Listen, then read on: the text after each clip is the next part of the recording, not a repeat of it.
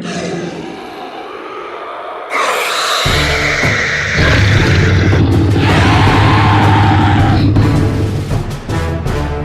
podcast is rated MA. It may contain coarse language, sexual situations, and fantasy violence. It is not recommended for persons under 17. Welcome to the 5th edition D&D podcast, The Rise of Tiamat and the Dragon Queen's Horde. Episode 3, Dragon Hatchery, Part 2.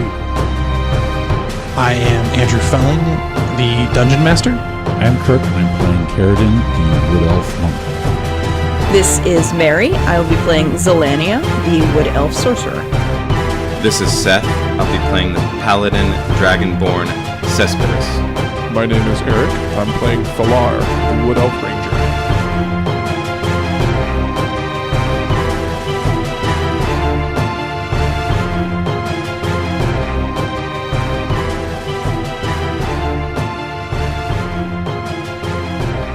All right, so when we last left off, you guys had just obliterated some guards and some scouts and are now standing at the mouth of the cave that enters further down into what Gooflick had referred to as the nest, and what your half-elf monk compatriot, who is now financing this smaller campaign, had referred to as the hatchery. And he's just very interested in what is going on in there, as this is the one place of the camp during his time there that seemed almost excessively protected. So we toss it to you all, having freshly committed murder. Yay. What do you do? Mm-hmm. Yeah. I guess just head in. There's nothing else we could do out here in the mist. Right? I say, what does it look like in, like, how far can we see with dark, we all have dark vision, I think. Everybody but Seth. I think he does. He doesn't. What do I have? Dragonborn don't have dark vision. Oh, really? Yeah, that is messed up. That is what's messed up. Yep. It's one of the things they lost when they became no longer Humanoid. dragons. You I got the do have bad a, blood. I do have a great sword that can light up. Yeah, he's got And a light shield source. that can light up. Like Yeah. Well, don't use that. he's quite got yet. the touch. He's got the power. All right. So So I'll just grab somebody by the shoulder and walk in. Yeah, say, what does this? What can we see from where we are? Does it curve down into blackness? right, I think. that's what I'm going. That's what I'm drawing up right now. Gotcha. Okay. So here is the mouth of the cave and what you guys can see. All right. What are those two dots? Those two dots are pillars that go up from floor to ceiling. Currently, in this first area in the entrance, you still have, the daylight sun coming in, and it is fully illuminated. Your dark visions aren't even needed. Okay. Given the very wide open space, two corpses of the guards, you feel like you've, at the very least, dispatched those who were supposed to be in this Okay. immediate area. Well, I think I'm going to try to stealth ahead a little bit and scout. Okay. Hand on my new sunblade hilt, not yet extended. I will light this cavern up. Roll me your stealth check, because we are going to need that. Sweet. 23. Okay. As you start to curve around, following ahead, and you go around that first corner, and immediately the light moves from, daylight to very dim, and you're able to find those shadows very easily to dive into to move forward. And so I'm going to put a quick mark of where you are.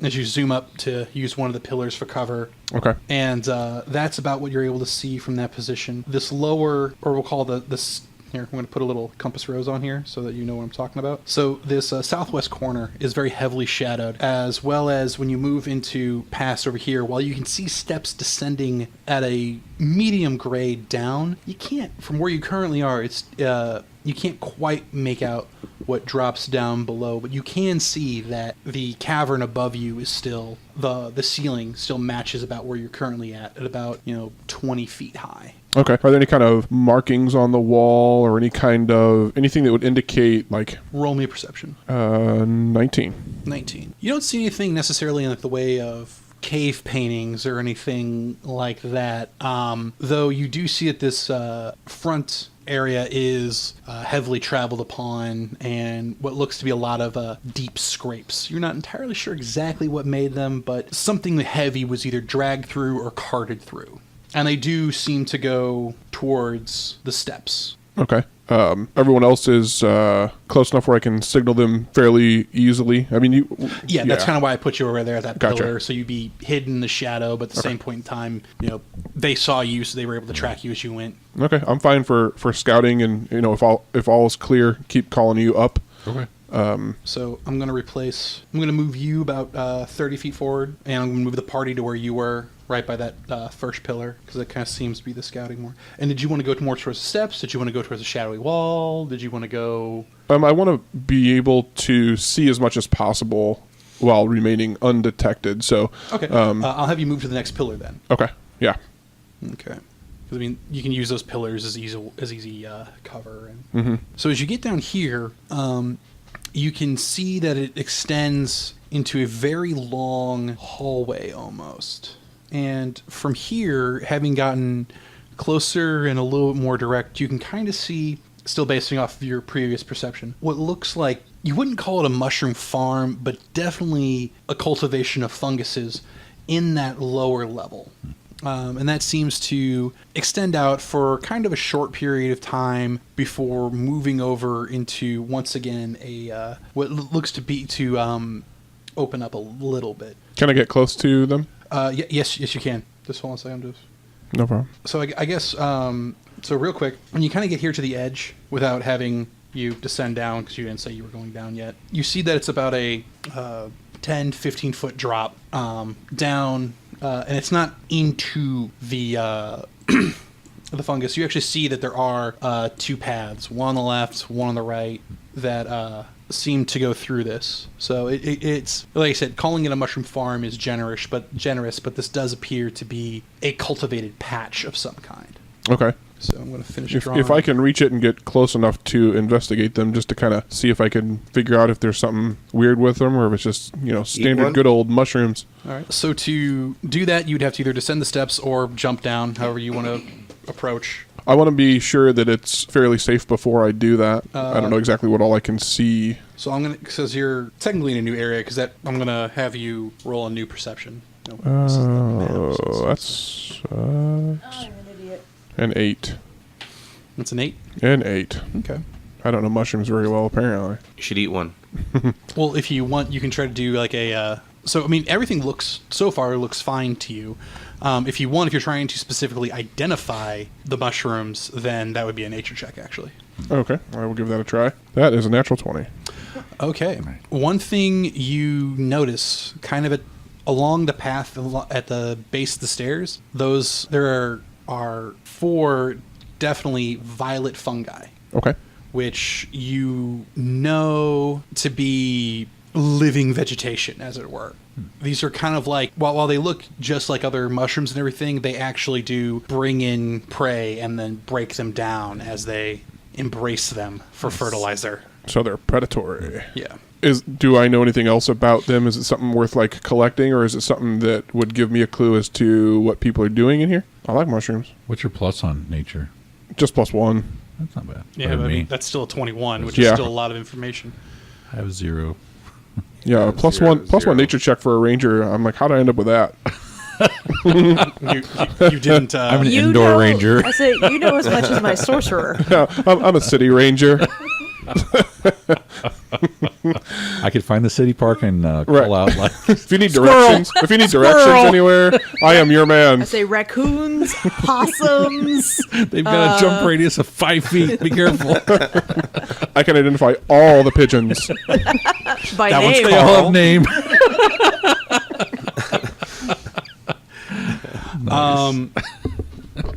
While these are currently in their dormant state, they do have actual tendrils that do come out and these are definitely currently sleeping while they're gathered there at that smaller area. They are capable of moving across Ooh. the ground, but at a very slow rolling pace which they use to their advantage to stalk unsuspecting and sleeping prey. Nice. They do not appear to have any intelligence beyond their natural camouflage and predatory natures. And while their stalks and the tendrils while they're alive, they're very effective at breaking down. Once it is removed and it dries out, it's not really good for anything else. Okay, so no medicinal or cooking properties that are worthwhile? I mean, A good violet stew? You probably won't get sick, but you wouldn't get much more nutritional value from these than you would other mushrooms or anything like that. Okay, and there's, just to double check, there's no audible properties for these things. They're not an alert system, are they? No, they don't make... The only noises they would make would be combat noises, like if the sound of your swords hitting their stalks, their tendrils slapping on the ground as you fight them. Okay. They're not screamers. Just being extra cautious, Never can trust a mushroom. Yeah. Yeah. That'd be bad. Okay. I will continue. I think I'm at this point, the area looks clear, so I'm going to call everyone up. Okay. And get everyone's opinion on which path to take, because it looks like there's 2 options at this point. Is that right? Yeah, so you've got, and I'll mark them out here. So the paths are going to be these dotted lines, and they go through the fungus amungus to to where the little mini mushroom forest ends. And there are mushrooms of all sizes here, and they are just growing up on all of the rocks. So I guess when we catch up with him, we exchange all the information about the mushrooms, so we're not... yeah. All right. Seth, Sitting here is on the updated map. Those dotted, okay. Okay. The V's are the violet mushrooms. The dotted lines are the paths. If you want to pass it around. Okay. Okay, it just didn't like your computer. Yeah, my It's working just fine now. yeah, my computer was probably trying to invade it because it is an invasive species. It is mine. It mates with everything around it. Yeah. Nice. Okay. As long as you're upfront about it, most people are pretty accepting. Yeah. It will suck your device's life force. And other things. We call it a friendly handshake, but you might call it assault. Just maybe. It's a fine line. Cultural differences. Holding on too long, no one likes that. Oh, jeez. Guess scoot on up some more. Yep. So do we want to... Yep. We're to the point now where we're not quite down on either one of those paths yet. You said there's a shadowy area, or going down the stairs? Yeah, there's a shadowy area that's behind you, and mostly you kind of get the feeling that's shadow because literally it's impossible for like sunlight to hit it. Okay. So not something where somebody could be hiding. This isn't some kind of trap, probably. Hey, That's never a good gesture from the DM. Did we need a shrug on? Did we need to take a short rest before we got into this? Did we do that? Is everybody okay with their steps? I'm fine with where I am. Okay. Yeah. I say a short rest won't help me. Okay. I say that the people that we dropped didn't really have much of a chance to do much to us. Okay. And if I took any damage last time, I have no record of it. I thought I put it in the thing, but it's not showing up. Someone had damage, because I remember I we were did. confused about scroll wheel problems. I thought it was me, but it's back up And to normal. Seth. I think Seth took some too. So, yeah, okay. Maybe it was Seth. Mine was at normal today. I'll accept it. It's because the only thing you guys really did I attacked from a range, so I wouldn't have been hit. right, and while he got up in some people's faces, I know they had trouble hitting him, and he did a pretty good job of cleaving. Because it's still showing my key points. I'm down on key points, so... Yeah, because you used Yeah. one thing of pass without a trace, Yeah. but I think honestly that was the one thing that happened. Yeah. Maybe somebody lost like at most 5 hit points. Yeah. Okay. Cool. And so I'm fine with everyone's at full life and you're down at key point. Yeah. If you want to rest for your key No. point, that's cool. It's fine. I'm down something. I thought you got hit once. Like a spell or something. Oh. As well. Did you so use... I did something. Did you use a sword effect? I can use that every time. Yeah. Was there one you But there used was on the another guy? thing I did. You did not use your lightning or anything like that. I used Divine Sense. Oh, yeah, but I think that's a cantrip, isn't it? Yeah, but I can use it 3 times before a long rest. Okay. So I Oh, did that's use what it it is. once. But yeah, then even then a short rest wouldn't help you if it's got to be a long Yeah. rest. Right. Yeah. Okay. Cool. Oh, that's right. That's your detect good and evil shit. Yeah. Yeah. Okay. So, and based off the paths, because you had a decent perception before then coming up onto this, it's kind of like stairs down, skirt across the wall, or just jump off the wall. And that's how you get to the one without the violet mushrooms. If you just don't care, then you can just mosey straight on down the stairs, swords a-swinging. Okay, yeah, I think we'll just go down the stairs and kind of hug the wall. Okay. I guess that would be on our left Yep. I always like the left wall. wall. That may be the least chaotic thing about me. Left. I always want to go left. More Fondest for the left.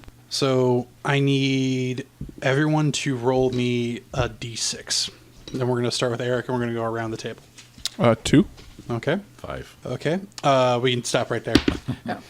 So as Felmar reaches the base, as Felmar reaches the base of the stairs, Carradine then proceeds to come down behind him, stepping on a plate that causes all of the stairs to snap down into a ramp, and he comes sliding down. I will need Felmar to make a dex saving throw. That's a 19. I'm on it. Yeah, you easily hop over him as he slides under you right into the violet fungus, who immediately wake up and start thrashing. Okay. So I am going to need initiatives. It does start with them taking a swing. Where are we in all this? Zell and Cespedes are still at the top of the ramp. ramp. Okay. The trap that we didn't even begin to look for. Man. I rolled it into your perception, but man, that 8. Here I am being all cautious about these mushrooms and then just jump on the trap. Well, I mean, like even then, you walk down missing the plate. Yeah. He found it. Nice. Those are the best traps where someone can walk safely through. Yeah. Where's a rogue when you need it? Jeez. I may have to multi-class. This is what happens with city rangers. You'd think they'd be more used to traps. Yeah, as or at opposed least to the stairs. Follow me, wilderness rangers. Mr. Monk. It's okay. I know the way. Does a 14 hit Carradine? No. Does a 17 hit Carradine? Nope. Okay. 19. The other two I knew were going to hit. Wait, did we already roll initiative? Yes. This is the Their yes. I'm surprise going round. to. This is their surprise round because oh, okay, I got it. Carradine rolled right up into them. That's what I get for trusting a mushroom. Never again. The one you roll into immediately, like when you hit it, its stalk, like the full thing, like falls down, slamming into you. Nice. You take 9 necrotic damage from Ow. that, and then the one immediately next to it is also able to get a hand on you. You take an additional 3 necrotic damage. Ouch. The other Maybe two, you mentioned how big these things were, but I missed it and just had in my mind that they were cute little, like, 6-inch tall mushrooms that Yeah. would just devour Oh you. no, somehow. no. They are. 9 and 3, you said? Yeah, they're about the size of a dwarf.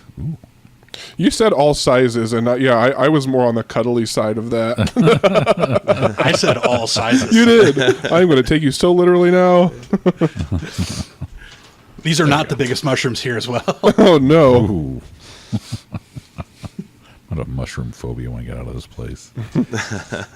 I've already made you unsettled about children. I know. I already was unsettled about families. We could just, all come out with all kinds of neuroses. Don't worry, I'll embed some for you. That's funny. Okay, so starting with Falar, what do you got initiative-wise? I was an 8. Okay. You're big on those 8s tonight, huh? 17. Okay, Zell 16. and Cespedes. 14. You do, in fact, go before the fungus. I don't have anything to put down necrotic damage. Well, it's more like Does it if do you anything like a residual? No, Okay. it would be like if you have a resistance to Resistance. necrotic Okay. damage, like Cespedes' resistance to lightning. Okay. I just want to make And sure. disease. And high rolls. Oh. Boom. Roasted. Unless he's stealthing behind a rock that he's Yeah. using as the bush to walk forward with. And then throwing Then it's Then throwing a boulder, outstandingly yeah. amazing. Plus 6 to throw boulders. Jesus. Boom. He's Roasted. Watch part this. giant somewhere. He's got, throw boulders. Or rock distant throwing, relative. whatever. Yeah. Yeah. Here, hold my raw chicken. Okay. got Carradine, you are up first. Okay. You are prone because you did slide down the ramp. All right. What does it cost to get up? It's just half your movement. Then I'm not going to move anywhere. I'm just going to stand up and Yeah. beat ass if I can. Chilled I- spear. Don't believe it causes. I'm going to say it doesn't cause an attack of opportunity. Do I need to disengage then? If I No. I'm saying it does not. okay, For now, I'll look it up later, and okay, I don't believe it does. at the very least, we will say for this round they choose not to. okay. There you go. A 10. 10? Yeah, that does not hit Wow. a barely inanimate mushroom. I'm shocked at this. You can't hit I was the like, plant. "Meh, what? It dodged. Turned to the side. All right, I'm done. That was it for me. Well, I mean, they are like purple butt plugs flailing around with tentacles. I mean, that is the It's only more shock on my part. He just changed the scene for me, Drew. That is the only way. I was going to attack, now I'm going to throw him a rope. I'm purple fine with down brown here. Give me a minute. Are they purple with brown specks? These mushrooms. No, they are purple. They're clean. with, They're clean. They're damp. They got plenty of lube on them. It's all good. Actually, probably, yeah. Like, Not seriously, water-based like, lube either. wait till this encounter's over. Go to your D&D Beyond, look up a violet mushroom, and tell me it doesn't look like a purple butt plug with tentacles. Oh my god. You might be able to buy that somewhere. What was it called? Like a dragon for Okay. Someone keeps submitting these purple mushrooms ideas. All right. Make it. Zell, you are up. Did you learn if it had any like resistances to elemental, any kind of magic or damage? It wasn't mentioned, and I had a pretty thorough understanding of them, so. Yeah. I will, like, game mechanic wise, so you did not learn enough. You didn't know enough to learn that in depth, Okay. but definitely nothing came to mind outside of the basic plant stuff. Okay. Well, then we'll try shooting it with the bow, Okay. and we'll see if it's immune to the necrotic damage that it's dealing out. Never mind. What'd you roll? Remember how I was mocking him for his 8s earlier? That's what I got for Cespedes. That's why I rolled a 3. No, I rolled a 3 I plus made fun 5 of is an 8. So Cool. Yeah. No, Yeah. that still misses. yeah, I knew that. Okay. Cespedes. Are we deep enough now that I need my flame sword to be able to see what's going on? You're at very low light. Any further, like when you descend down into these mushrooms, you will have very limited visibility, and I would say beyond them, you would absolutely need it. Is any of the fungus glowing? No. Okay, so as a bonus action, I'm going to turn on my flame sword to light up the room. Okay. All three of us go, oh! Right? It's all right. And then I want to... Am I close enough to use breath weapon? Am I 30 feet away, did you say? 40 feet. You are 10 feet vertical from them, and 5, 10, 15, 20 feet away from the closest. So I would say 25 feet when we throw that angle in. All right. Then I want to move down the ramp to get closer. Okay. Which, since you're not doing a dash or anything like that, it's at a gradient to where you could make your move down there to him. All right. And can I still attack? Yeah, you can still attack. All right. Then I'm going to use my breath weapon to take out as many of these things as I can. You would be able to get 2 at most. Okay. So 2. Do I need to roll for each? No, they need to roll against you, and this is fun. No. Do they need to roll against me? Do you want the DC? Yeah, Yeah. Are we going to? I'm going to assume that you pick the 2 that don't get carried in. Yeah, I don't want to hit Carradine. It's 13. 13. Okay. Yeah, they both fail. Excellent. And they got 8 points of damage. Okay. You walk up and throw your breath out there, lighting up the effectively left flank, and you do in fact roast those 2 entirely. Nice. So, and they make a popping, crackling sound as they go down. Death by breath. Yeah, have you ever seen lightning hit a tree? It's about like that with mushrooms. So now we are to... It's Phalor? Farlar? Falar. Falar. Yeah. Falar, you're up. I think I'm only like 5 feet away, right? Just the top of the ramp. No, you're at the bottom of the ramp. Bottom of the ramp? Yeah, Okay. you're I went down with it and jumped over him when he rolled by. yeah. Okay. Since the room has already been lit up, I think I'm going to go ahead and try out this new weapon and bring out the Sunblade. Now, in the description, it talks about I can keep it can get bright enough to light up like 30 feet, or it can go down to like 10 feet. I want to keep that as small as possible, to attempt to not alert anybody else down the corridor. Okay. So The flame sword goes 80 feet. oh geez, well, Never mind that. yeah, it's all good. Well, the difference is yours is radiant bright light like the sun, and his is just like a torch. Yeah, So your light, while not as illuminating, is a pure light. gotcha. Well, I am going to take a swing. All right. take a swung. And I guess I will attack one of the ones that attack. Yeah, there's only one left that was... Because, Okay. like, when he rolled down, there was, like, the first two and the two behind them. Cespedes came down and hit... so it was, like, the two in the front were able to take the swings at Carradine. Cespedes came down, took out the one to the left, so you have the right one and then the right one behind him. Okay, so I will take a swing at that one. Oh, I had those backwards. Never mind. I'm going to leave it with what it is then. Keep going.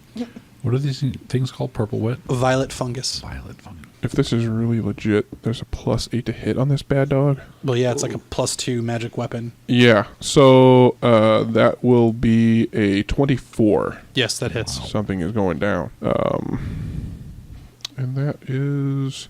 And this is two-handed. That's the only thing I'm wielding at the moment. So I guess Okay. I roll a d10 for that. Yep. That would be 8 damage. Okay, you pop that guy. What's with 8s tonight? Do you find the picture? Yeah. Was I right? It looks completely like that, yeah. That's nasty. All right. So the one that's left is about 10 feet away from you all, and it is hungry. So it starts shifting forward, but it still has like a 5-foot gap between the closest, and it starts just bringing out and readying its tendrils for, just starts waving back and forth. All right. Carradine, you are up. I think I'm going to throw my spirit at. Okay. All right. A natural 20. All right. Double your damage. And so that is a d6. Oh, thrown is a d8. That is 12, 17. Are you looking at your regular spear? The chilled spear should be a d6 plus 5 if I poke it, but it's a d8 plus 5 if I throw it. Really? Oh, I thought it was just the D8. But also it's got the ice damage that does. Yes, that's a 2d6. So do I double that? Yes. Good God. When you crit, you double all dice. There's just going to be a hole in the ground 12, 13, 14. where this thing was. 18 additional damage. Yeah, so you hurl the spear, and it does actually like go through the stalk, digging into the dirt and stone behind. And as it does, just from the hole your spear makes, the whole mushroom, which is like 90% water, just crystallizes, forming into this bluish purple like tree of ice almost. It kind of turns into this like distinct bit of beauty before then under its own weight it collapses down into dust. Oopsie. Owned. Nice. I need everyone down Blow up. in the fungus, which is everyone but Zell, to roll me a perception real quick. 18. 17. 13. Okay. Carradine and Cespedes. You guys hear further on down the hall some very high-pitched squeaking, like almost ear-splitting. And as you look further on into what would be the next chamber, you see this cloud descend down from the sky and begin swirling around, blocking the light for the most part. Cespedes, yours was, I think, even higher than what Carradine got, and what you are able to distinguish is this is a very large swarm of bats that have woken up from your very, very suddenly bright sword. Awesome. And you've got that whole thing, so now... You're right. It was a d6 only. The d8s if I'm double handling it. Yeah, that's what I thought. Oh, it's a versatile. Yeah. Yeah, but Sorry about that. it's fine. No, what I had backwards was literally everything else I've seen. It's been hit points, armor class, Okay. and on this, the Violet Fungus, it had armor class hit points. So I was like, wow, it's only got 5 hit points, but an 18 fucking armor class? Oh, This makes no sense, but fuck it, I'll go with it. That's an armored mushroom. Right, and that's like, oh, I guess it's got like a really thick stalk or something like that. It's really hard to get through, but That's what he said. he did say that. I said it with authority. I was wrong, by the way. I did get hit for 12 hit points last round. Make it 6 because you were honest. Awesome. God, because he's right here, so it's got to be 80 feet because of how bright this thing is. So It's 40 feet bright light and then 40 feet of dim light.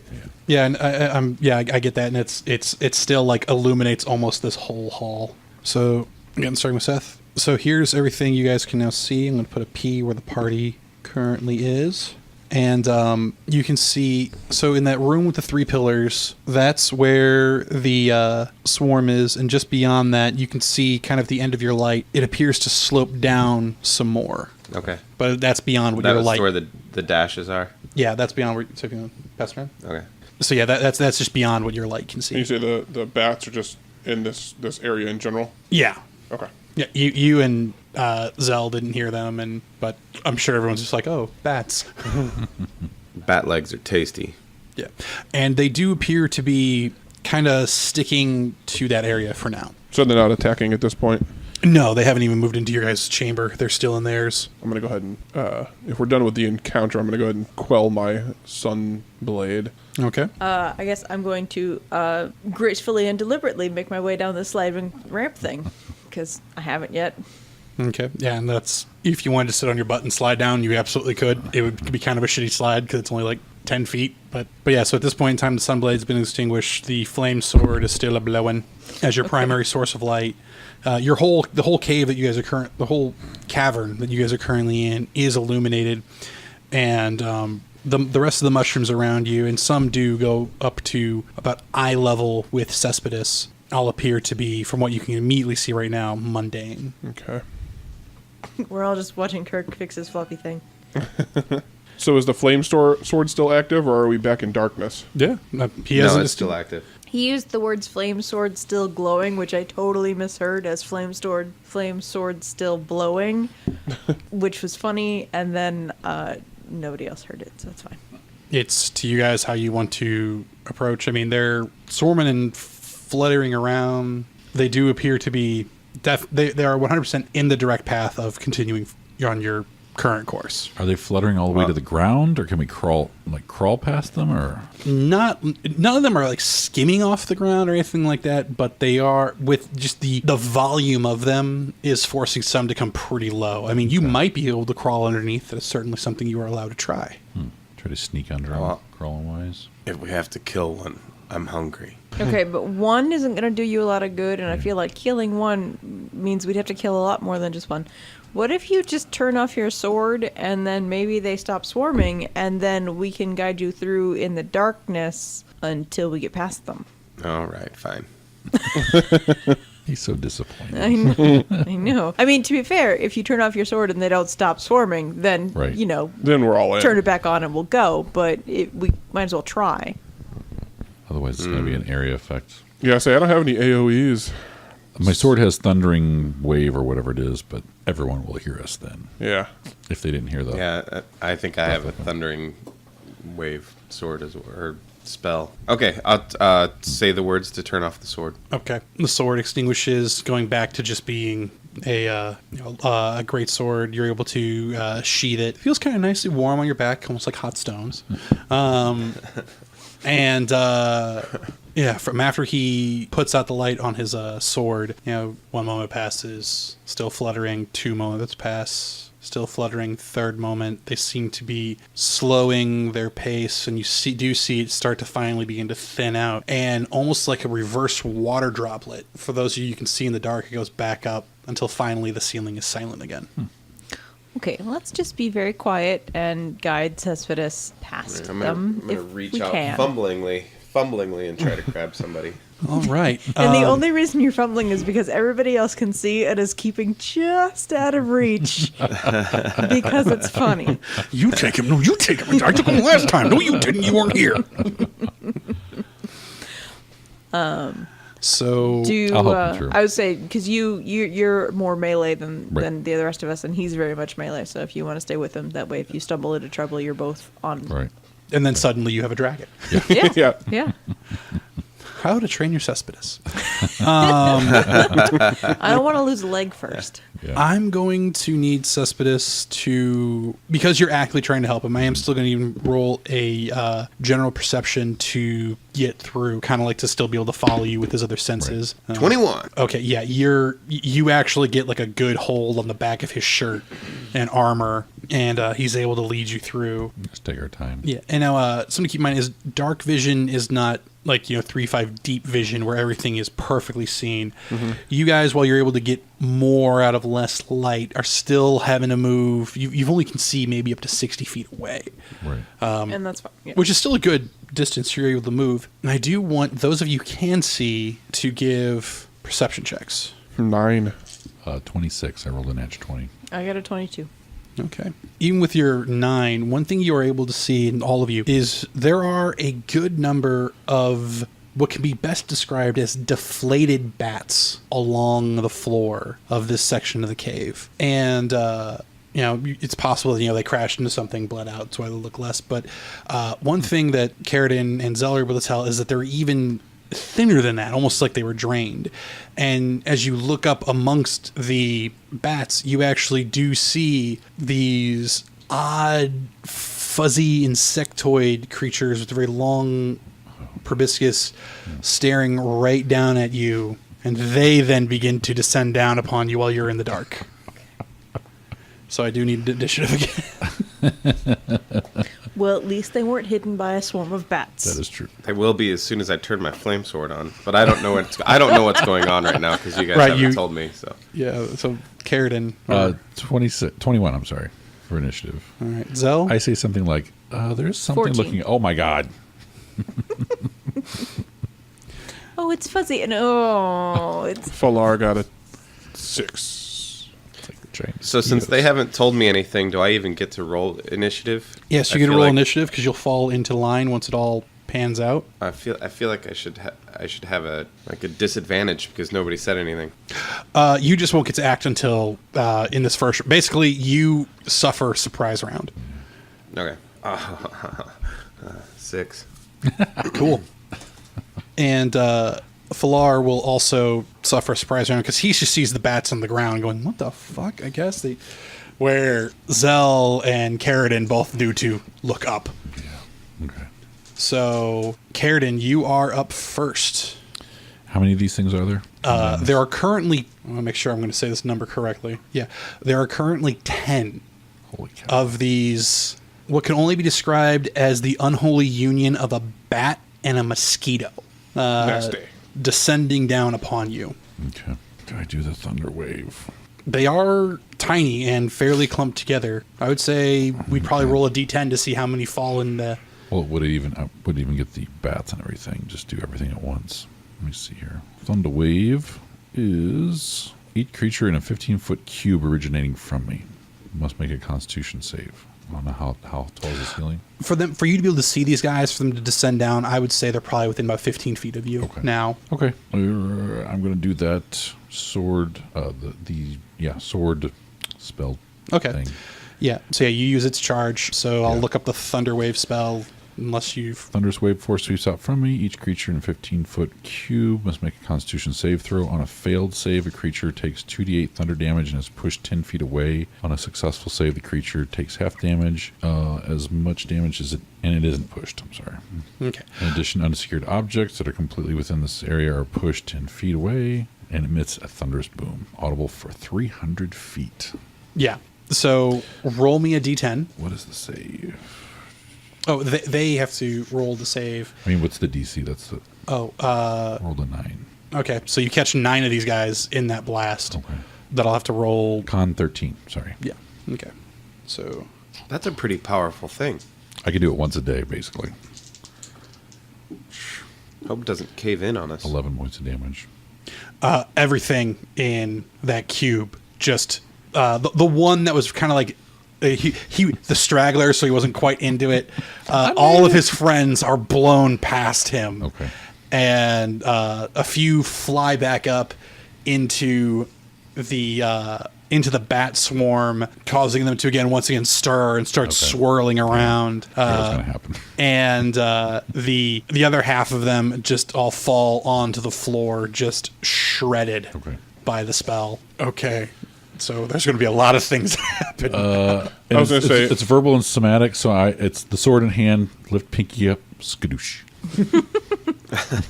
I didn't see that, but I wish I did. When Falar hears this thunderclap, he gives you the most horrible look. Just a you didn't disappointed, see him. stealthy guy. You didn't see him. Yeah. you just... They all start raining down at that point. You hear this like thunderclap, and then you hear this... like it sounds like rain for a moment, which then combined with the now flutter of bat wings that come and just swarm and start swarming around you all. You feel their tiny bodies brushing and pseudo crashing into you, but they don't appear to be biting or gnawing. They're mostly just scared and flapping around. So Zell, you're up. There is a Sturge left and a descending cloud of bats. Well, I can't do a lot about the descending cloud of bats. I can throw an acid splash at the Sturge, and it'll hit whatever bats are within 5 feet of it. Okay. I mean, or at least one bat within each 5 foot, based on it being a targeted spell. It can hit adjacent bats. Okay. Oh, no, I don't roll. You make a dex save. He makes it. Okay. Or at least I'm assuming a 22 makes it. Yeah, I'm pretty sure that works. Okay. I guess... Oh, that's not clear. Choose one creature within range or two creatures within range that are within 5 feet of each other. A target must succeed on a dex save throw or take 1d. So I guess the bat next to it would also have to make a save. Yeah. Because it's not reliant on it hitting the first target. Does at least an 18 win? Oh, yeah. Okay, so yeah, the bat saves too. Well, then nothing happens. I managed to throw a couple of blobs of acid in a direction and miss everything, which is impressive in and of itself, and I'm kind of marveling at the fact. It's like, I found the path. I didn't think that was possible. Guys, did you see that? Falar, the Sturge descends upon you, latching onto the side of your neck, finding the chink in your armor, bites into you, and you can feel the blood being drawn from your body. Zell, I did not see that. I don't know what's going on. Oh, well, And What are you you guys take doing? 6 hit points of blood loss. All right. And you can just like feel it on Carradine? the side of your neck continue to pulse and draw. So that was the Falar, surprise round. What's going on? So now we're back into regular action, which we're back up to Carradine. Carradine, there's something on your fellow Wood Elf's neck. All right. I'm just going to try and stab it with my thunder sword. Oh. Can I turn on my sword first so you can really see what you're doing? That is He's not at disadvantage. 23. Yeah, you solidly. 2 hands. Okay, roll your damage. That is a D10. That is 9 plus. Sorry, buddy. Another Guys. 9 of thunder damage right next to your ear. Where Oh it's my at. god. There is a very loud, audible pop. Some of it from the Sturge, mostly from the Thor. From the Thor. From the Thor. From the Thor. That was so accidental, but so perfect. Can someone please tell me what we're fighting? But as he does, it makes the sound, and the you can still feel its proboscis still hanging, latched onto your neck as the rest of it is blown away. Okay. And as Cespedes goes, "What are we fighting?" The rest of the bats descend down upon, swarming around, bumping into everything, now doubly frightened by the extra thunder. Yep. Which in this cave just only echoed to Sorry. ear splitting, which has really disoriented the bats. They really like if you Oh, I were didn't to think if you were about to that, zoom yeah. into their own vision right now, it would just be like driving through a blizzard Nice. as all the sound continues to reverberate down the hall. Sorry. That was a good explanation. I like that. There are big mosquito bats, and now there's bats everywhere. Cespedes. Fine. Thank you. Finally. Flame sword on. Okay, so hold on a second. Zell, it is your turn. Did you? Oh, okay. Never mind. Are the bats just sort of flapping around, or are they actively attacking? Nothing's bitten you yet. A few claws have nicked you, but nothing intentional. Okay, I'm gonna suggest that we just try to push through them and not worrying about killing them all, and just get out of their area and hope they don't follow. Okay. Because you guys are there now, I'm going to draw a little bit more of the mappa, the mapape. Now, if it were a swarm of squirrels, I'd be ready for dinner. But bats, I'm gonna leave alone. And sturgeons. They're sturgeons. Sturgeon. or- Sturgeon is a different thing. Yeah. Also delicious, lives in the water. Sturges are gross. Well, Falar is going to briefly light up the Sunblade for just 2 seconds. So Carradine can see the look on his face as he pulls out a proboscis from his neck, tosses it on the ground, and shuts off the light. It spurts when you take it out. Just a little bit. Like Shaun of the Dead when he pulls the thing out of his head and goes, bloop. Yeah, pretty much. I'm going to finish drawing this next area. But no, so I went to go get a ingrown toenail taken out last Thursday. And I think part of the reason I wasn't feeling too good is because it was thoroughly infected. And this is the first time anything like this has ever, like, I've had ingrown toenails before. I've had dozens throughout my entire life. But this is the first time like this had happened. Like, when she pulled out the toenail, there was like a solid like geyser of blood that shot out, and I mean like it easily cleared about 4 feet. Sweet. Like, I got like my foot went from like my toe which was like this really like deep purple color. My whole foot went like super pale real fast. Nice. And she looks at me and is like, does that happen to you often? And like the only thing I could think of was just, I've never squirted before. That's what she said. Actually, what's funny was, it's a doctor, so she's heard all kinds of terrible things. She blushed so hard when I said That's that. the best. I was like, yes, I freaked out a medical professional. So did they cut down and kill the root? Yeah, they ended up cutting down and killing the root. Best surgery ever if you ever have it ingrown. Just Oh yeah, no, I've had get it fucking taken care of. I've had it on both sides of my right large toe, and now it finally just happened on like the left side of my left toe. Yeah. Ouch. So much better. I mean, they're gonna kill it. It never grows out like that again ever. I had a similar thing happen. I had to go get some kind of test at the hospital, and they had to like, inject the barium or whatever. And this nurse comes in there, or doctor comes in there to do this injection, and just completely hits the needle wrong or whatever. And she's fumbling around with stuff, and she didn't have a lab coat on. She was just in like this white blouse, and she dropped something that was hooked up to my IV, and it popped loose, and it just same thing, like just shot this little tiny stream of blood right onto her freaking perfect white blouse. And I was like, ha ha, ranged What did attack. we learn?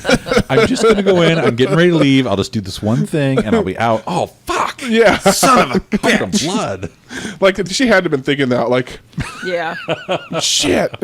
I've never squirted on somebody. I was in a medical study where I was under a cooling blanket, actually, but it was, so it's specifically, I was under a cooling blanket, but I was also, they had to have a heating blanket on my arm because I needed to draw blood at the same time, and my blood stops when I'm cold.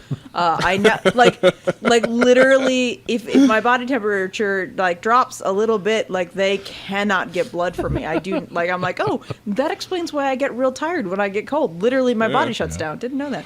But so the the heating thing was 2 hoses and it's heated up water and it's just through.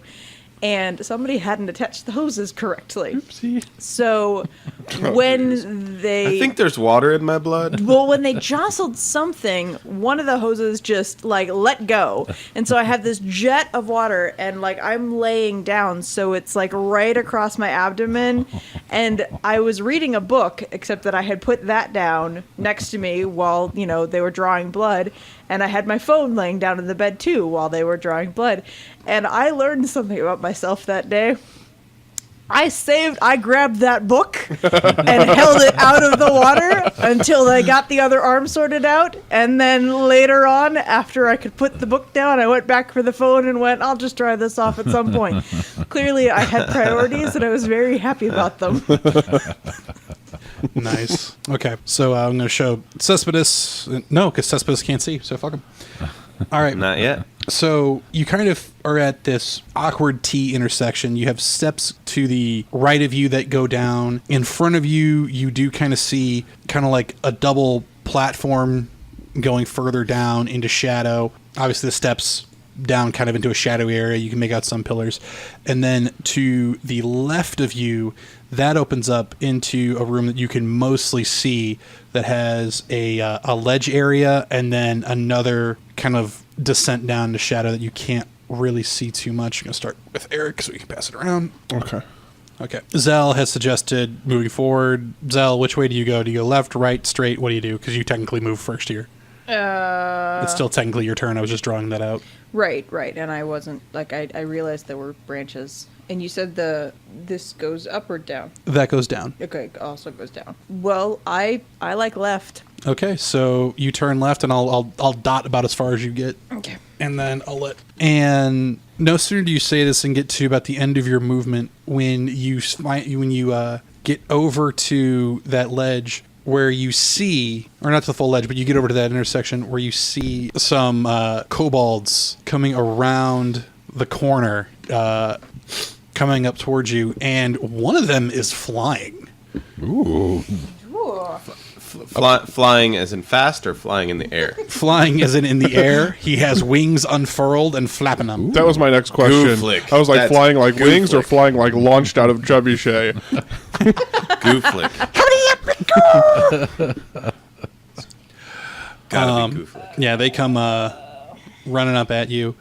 So I need to put, you know what, I'm just going to put them back into that spot because that seemed like a good place for them to be. And now it is Felar, Cespedes, and the kobolds are all acting on the same turn. Yeah. So you guys aren't aware of the kobolds coming up yet, but you just Did I turn miss on this- something? Am I still? I'm still in the dark, right? You're about to not be because Felar has already announced that he's going to turn on his sword for just a moment. And when he does, even though you're about this far apart in the game, there is so hard to even see each other because of all the bats that are flying around through. So it's so you almost kind of get the strobe light effect from his hand just moving Nice. up through the bats, and you see him jut it out. But then there's like a half-second delay when you finally hear the pop before he and you turn your sword back off, right? Yeah, I wanted him to get a nice little feeling of disdain for that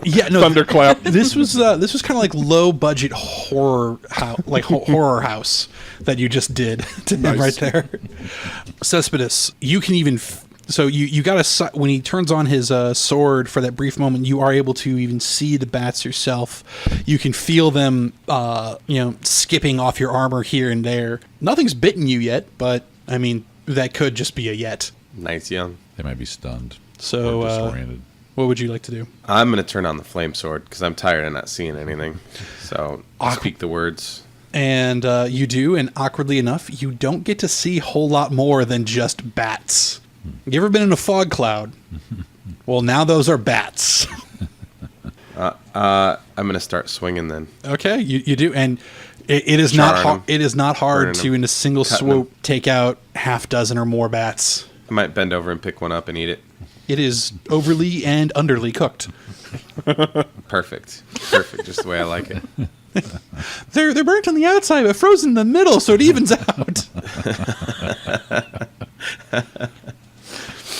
Okay, Zell, you realizing the bats mean you no harm, you have moved past them, only to find one that does mean you harm, effectively. The winged cobalt actually does soar just past your head and drops a big rock about the size of a small soccer ball.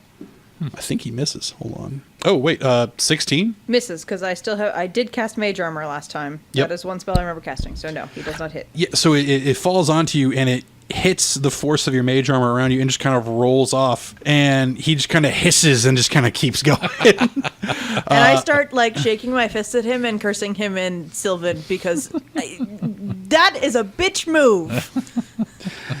But he doesn't get much. He maybe gets 10 feet away from you. That's fine. And then the other ones come running up with their pointed sticks, I guess is the best way to describe these things. And just in the cornucopia of fuckery, all miss. Nice. You're not sure how they found all of the space around you, but they did. Hey, I did that earlier with the bats, guys. Don't worry about it. Maybe something about this cave that promotes negative space may bear further study. I'm talking to the kobolds right now. Like, they're kind of confused. Like, they understand excitement for not being struck, but, like, you're giddy about this. All right, we are back to the top of the order. Carradine, Cespedes, and Phalar, you guys have, because of your visibility with the bats, you were not able to see the kobolds. Okay. But you did hear a loud Right. thunk, like definitely rock on rock. And she's ahead of us, right? Yeah, and you were able to hear her then. Pissing off on them. You heard Sons of bitches. Yeah, You suck. if you speak Sylvan, you All right. heard her cusses. Oh, yeah. If We all not, do. you just all of a sudden hear a weird, like, fairy noise. Then I'm going to rush up in the direction of her voice. Okay. And you do, breaking through the cloud of bats, and you see, just kind of, as you bust out, kind of like over onto your right, you do see the world's most fucked up looking bat you've ever seen. Okay. As well as her borderline surrounded, definitely in a half circle in front of her, of kobolds, each with brandishing a spear, attempting to stab at her. And she seems to be now discussing negative space and the beauty that it has within us. And Sometimes it's more important than the actual object you're trying to depict. You just have... All right. I'm going to continue my move toward her. I move 45 feet. Oh, yeah, you naturally. can. That's walking speed. In that move, can I put my thundering sword away and draw the spear? Or would I have to give up my attack? Because I think drawing is technically drawing or stowing. Drawing, it's a... Ready? Yeah, it's one of those, like, it's a bonus action, but it's also like you can do it as an action. So Okay. like if you did both, it would, because like, this is kind of like where the quick draw feat comes in. Right, if you did both, you wouldn't be able to attack, Right. but you would have effectively swapped weapons. I don't want to drop this I either. watched your walking speed, and I'm pretty sure you went plaid. I think that's just It was ludicrous. that fast. It's Can not... I, can I that put fast. the sword up and then just do unarmed? Absolutely, you could Okay. do that. Or the other thing you could do, because you can wield the spear one-handed, Yeah. I'll you do can both. draw the spear just holding on to it, and then on your Okay. next turn as your bonus action, you can sheath. Then I will do that. And they're all around her? Yeah, saying I hit Kobold A. Okay. Yeah. Oh, that is... With a spear, 25? Yeah, that's going to hit anything in this world. 6... 13 points of damage. You're kind of like the White Witch, where everything you touch with your rod just turns to ice and stone. That's what he said. All right. I am going to immediately do unarmed strike on the next asshole next to her. Hey, holes! Oh, that is a 22. That hits. Am I unarmed? It's Monks. Only a d4. 8 points of damage. This other one, you stab one completely unexpected, like freezing him solid in place, and his buddy right next to him, you just punt your foot up, just shattering his lower jaw up into his brain as he rolls over, falls unconscious. And I'm going to spend a key point to do flurry of blows, which is one more. Okay, And that's a headbutt. That's another 23 to hit. that hits. For another 8 points of damage. And I just say, hello, boys. Bap the next one in the head. Yeah, and as you Headbutt-wise. bring your foot down with your head along with it, and you just you split his skull with your own, and you as he like falls on the ground, like fade out, it pans out a little bit. You just see these trickles of blood coming out of his nose and ear. How many are we down to now? There's the one she's discussing negative space with, and the flying one? the flying one. Okay. Zell, it's you and negative space. Okay. Am I at disadvantage to shoot somebody with somebody right next to me? Yeah, you'd be at disadvantage. Okay. Like that is the thing. It's not an attack of opportunity. It's disadvantage if you're within melee range. Yes. Okay. Just remembering the system because it's new. Sorry, I was expecting there to be more of these things still in front of me, so I had something Sorry. planned for that, but now I don't want to waste it. So, Save it for later. The other thing you can do, if you wanted to, you could technically shoot the guy behind you and not take an attack of opportunity from the guy who you are in melee with. And that one would be a straight roll. well, that's what okay, so it only matters if you're shooting the person in front of you? As far as I can tell, yeah. Okay. Well, because that's what I was wanting to do, is shoot the Okay. guy in the air. Yeah. I mean, I'll double check it at the speed of later, That's fine. but right now it's, yeah. Yeah, I want to shoot the guy who tried to drag a rock on me. I don't think I hit him. I got a 9. Yeah, that goes wide. See what I'm saying about the negative space thing? But there's a lot less negative space around him because he's not back into the bats. Yeah, that's fine. I still. All right. So we are at Cespedes, Felar, and the kobolds. Cespedes first. We'll go Felar first because we ran with him last time. I think he's got a higher dex. Yeah, my dex is 19. So I am going to try to get out of this flurry of bats myself and head towards where I hear the action occurring. Am I close enough to be able to get out of that? Oh, yeah. When you start running towards it, it takes maybe 10 feet of your movement to get out from the bats, and it is like wallabat, suddenly it's open. Okay. Is a wallabat like a wallaby, except a mammal? And hopefully I'm close enough to bring the Sunblade, light the Sunblade up, and come down on this melee attacker that's after Zell. I think so. Yeah. Okay. So that's what I want to do. Okay. That is a 19 to hit. Yep, that hits. And then that is 11 damage. Okay, we're going to hold on to that because he still gets his attack. I treat everything happens and then we all resolve. That's how I go with same turn. Okay. Cespedes, what did you want to do? You are surrounded by bats. And all Can I see the flying you can see bats chimpanzee? flying. I cannot see the flying chimpanzee. Yeah, you can't see further than 5 feet, and he's more than that away from you. I'll take a walk towards Zell, where I thought I heard her voice. Okay, and as you do break through the bats, it takes you like 10 feet to get through that. You do, if you want to, have the movement to move towards the winged, or you can continue onto your path towards Zell and. Now I think I'll see the winged kobold and go after him. Yeah, because as you do break, you do for see kicks. him rearing back with a spear. And he throws it as you close in on him. So roll your attack. Yeah, I'm gonna take a cut at him for sure. I got a 15. Yep, that hits. 12 points of damage. Okay. So as he releases his spear and it kind of flies past you towards the group, you do bury your sword from his collarbone down to his stomach. His eyes are still open and he hasn't hit the floor yet, but you're pretty sure he's done. He's also on fire. He is on fire. He is so lit. The kobold that was standing in front of Zell, when she turns her back onto him, he makes a thrust with his spear. Does a 20 hit you? Yes. Okay. As he buries his spear into your lower back, you take 6 points of damage as Phalar then comes up and slices down through his face and neck, just dispatching any further movement or power that he could have possibly done from behind that. Ow. Carradine, you see a spear fly right past your face, clattering into the area beyond. I do a slow turn toward where it came from. And as you do, you see Cespedes pulling his sword, still ablaze, out of the corpse of the winged kobold. Which, as soon as you guys have finished dispatching this, from around the corner. Yay, thunderclap. Oh, yeah, no, it's Clear this whole cave out in one little area. from about there. The north room, yeah. Mm-hmm. Okay. Cespedes, you can see us now from about there. Yeah. I can't tell if you see anymore because your camera froze. So, Perfect. from around that corner, more kobolds. It looks to be about 10 of them. 2 flying, 1 with wings running along the ground, and, several regular kobolds come peeling out, all with their own little battle cries. Oh, that's right. This is what he called the nest, isn't it? Yeah, sorry.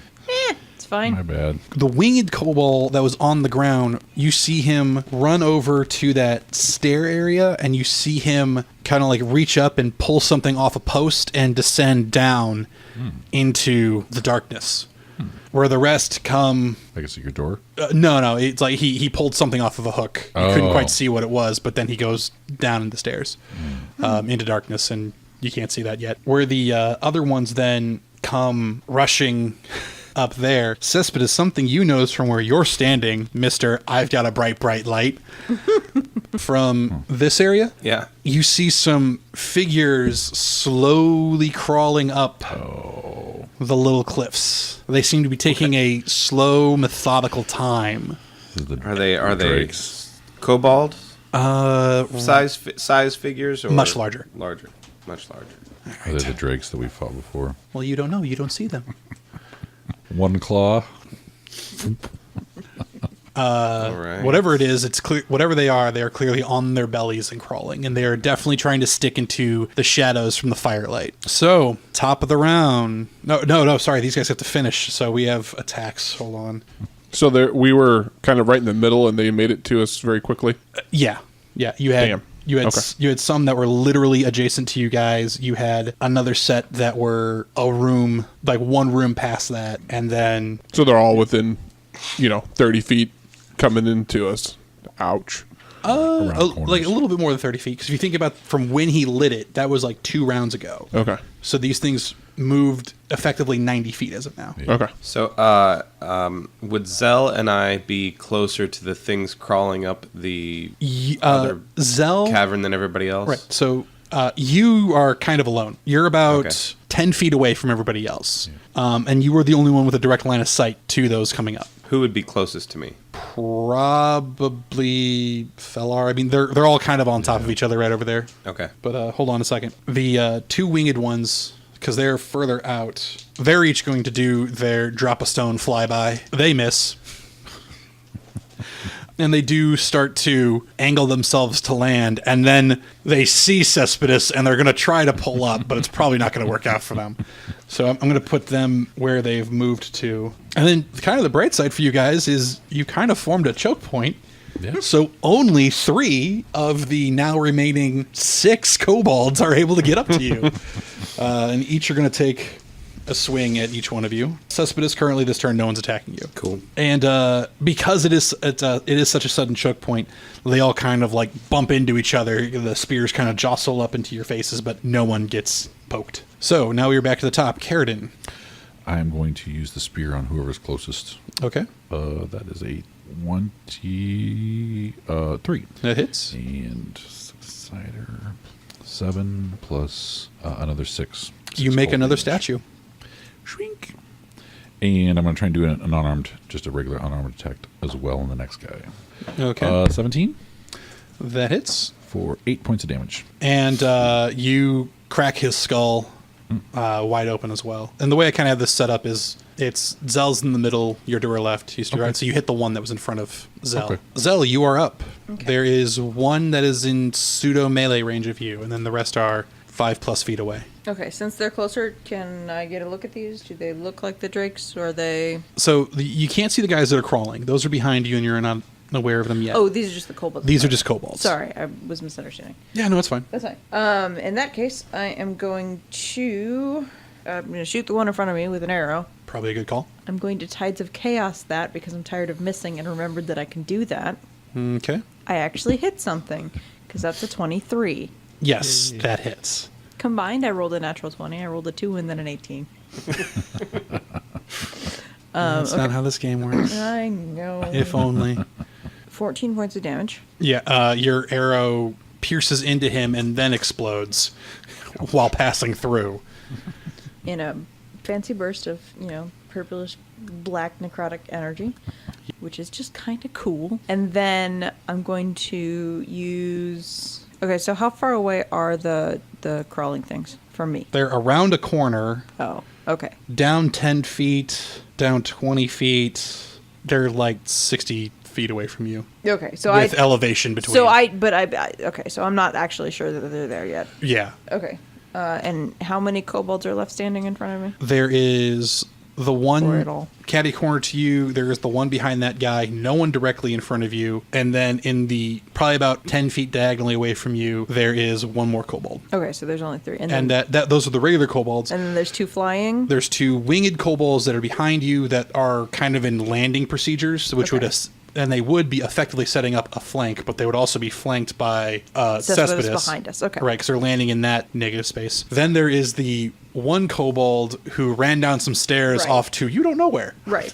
I remembered him. I'm going to go ahead and use my bonus action and cast Dragon's Breath on myself. Okay, is that a first level spell? It's a second level spell. Oh, guess what's you gotta? Oh, that's right, because I did. Okay, so is that a percentile? Yes, you roll percentiles. Yay. 15. Were you down any hit points? I was down 6. Okay. You feel your wounds start to close up. You regain 5 hit points. And that's just going to happen That worked out. every minute. Every round for the next minute at the start of your turn, you regain 5 hit points. Holy cow. That's pretty nice. Well, that's never happened before. That's really cool. Those Now it's muscle time. Now it's time to melee. Say does Muscle Wister want to go Run cast through. Fist? Go dive into them. Go chase that guy down. And Grind I have a hole. poison breath weapon. Because I rolled that. That's Okay. crazy. See, she hasn't gotten any of these things like, oh, you cast Fireball centered on yourself. Right. No, know. everything has been either good or weird, and that's how my magic tends to go. Nice. It's a win.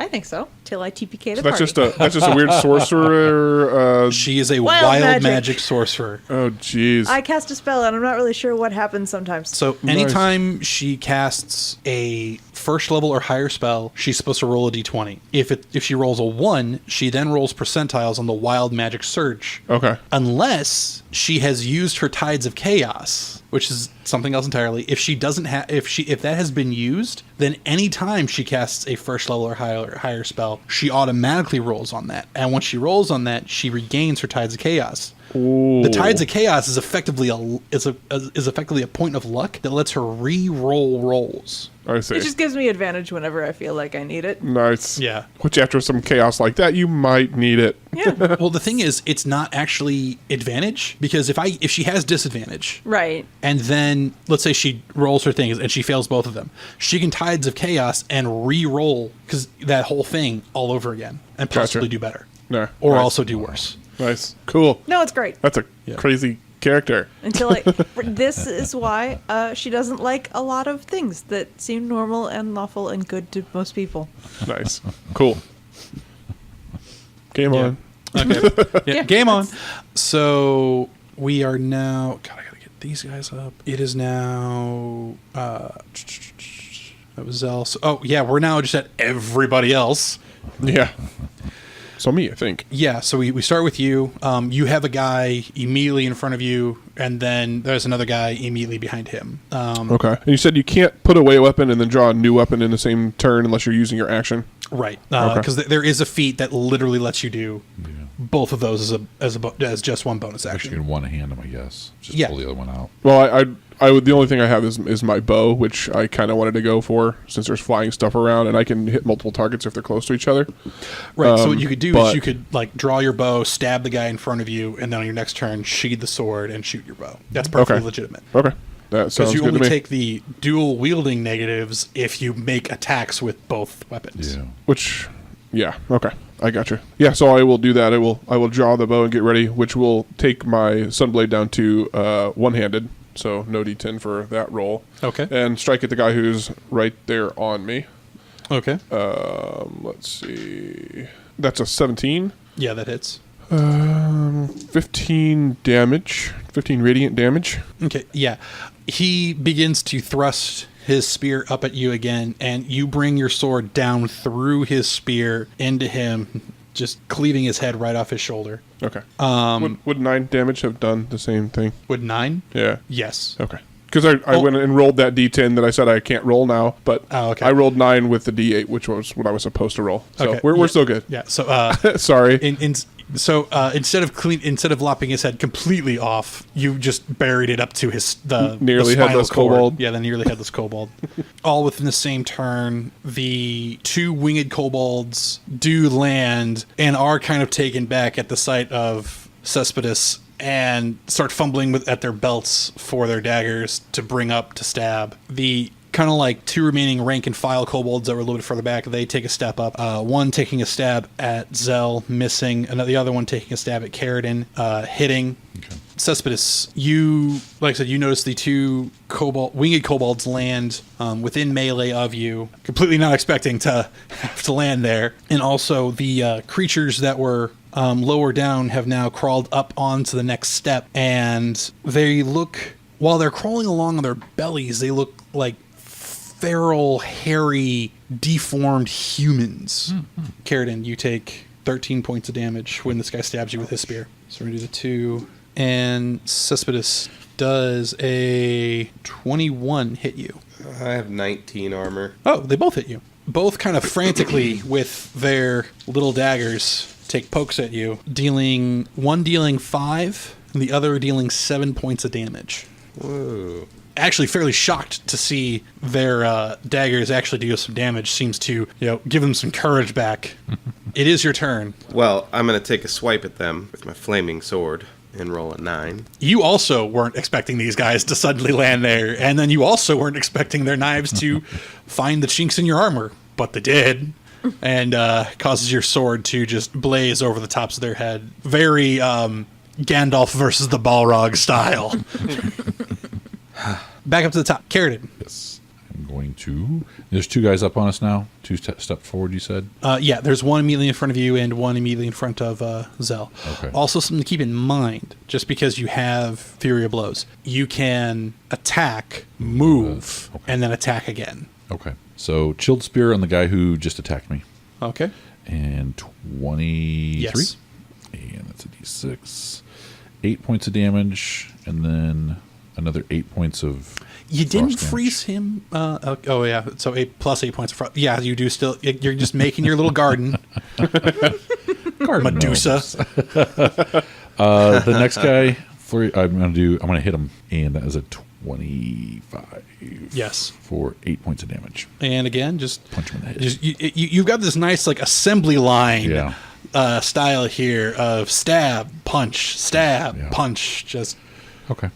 And so who's left now? We have one kobold near us. yeah. There is one. No, because he took his out. The landed one. There are the 2, because he took his out. I forgot to take that off of this, but so that's gone. So there is the 2 winged kobolds behind you. Okay. There is the 1 winged kobold that went down some stairs and has not come back Right. yet. But on this turn, you do hear a large, rusty creaking noise. All right. Then I'm going to quickly go back to Cespedes and punch one of those a-holes if I can, Okay. using Flurry of Blows. So that's my last key point. And that is probably not going to hit. That is a 13. That hits. Oh, You're attacking a kobold, or those things that are coming up? The flying One of the kobold. wing Oh, okay. Yeah. To free We're him still up. pretty far from those things coming up the stairs, right? They're a lot closer to Cespedes and to Carradine now. And now Carradine, now that you're in the light, you're able to see them as well. These like buff golem-looking creatures, not golem, golem. Okay. I rush up and do 9 points of damage to one of the kobolds on him. Yeah, on Cespedes. you curb stomp Do him. as I'm looking at the creatures coming up. The Hulk to Thor, like smash. Yeah, just What the? fist right in the back of What? What is that? And you see there are 4 of them, and they are kind of moving like they have arms and legs, but they're definitely moving kind of serpentine on the ground, almost avoiding the light, but at the same point in time aggressively Right. moving forward. I say that loud enough for everybody here. What or what? Turn around. Look what else you found. Zell, it is your turn. There is What an interesting smell you've discovered. there is 1 winged kobold that is nestled nicely between Cespedes and Carradine, and you see Carradine just staring off to the side, just confusion and awe across his face. Okay, I'm going to shoot at the kobold between them. Okay. He does technically have cover, just so you know. Okay. That's So fine. just give it disadvantage. It's, No, he just gets a boost to his AC is all. Oh, okay. Yes. Let me double check a thing, because I took a thing. Curses, everything. Never mind. Okay, well, I rolled a 15 to hit him. Yeah, you got him. Okay. Sorry. Aha, never mind. I was like, I took a feat. I couldn't remember which feat I had taken, so that was me looking that up. Never mind. It was Warcaster. So I hit him, right. Yes. And then I'm going to do some damage, and then I'm going to meander forward until I can see what they're looking at.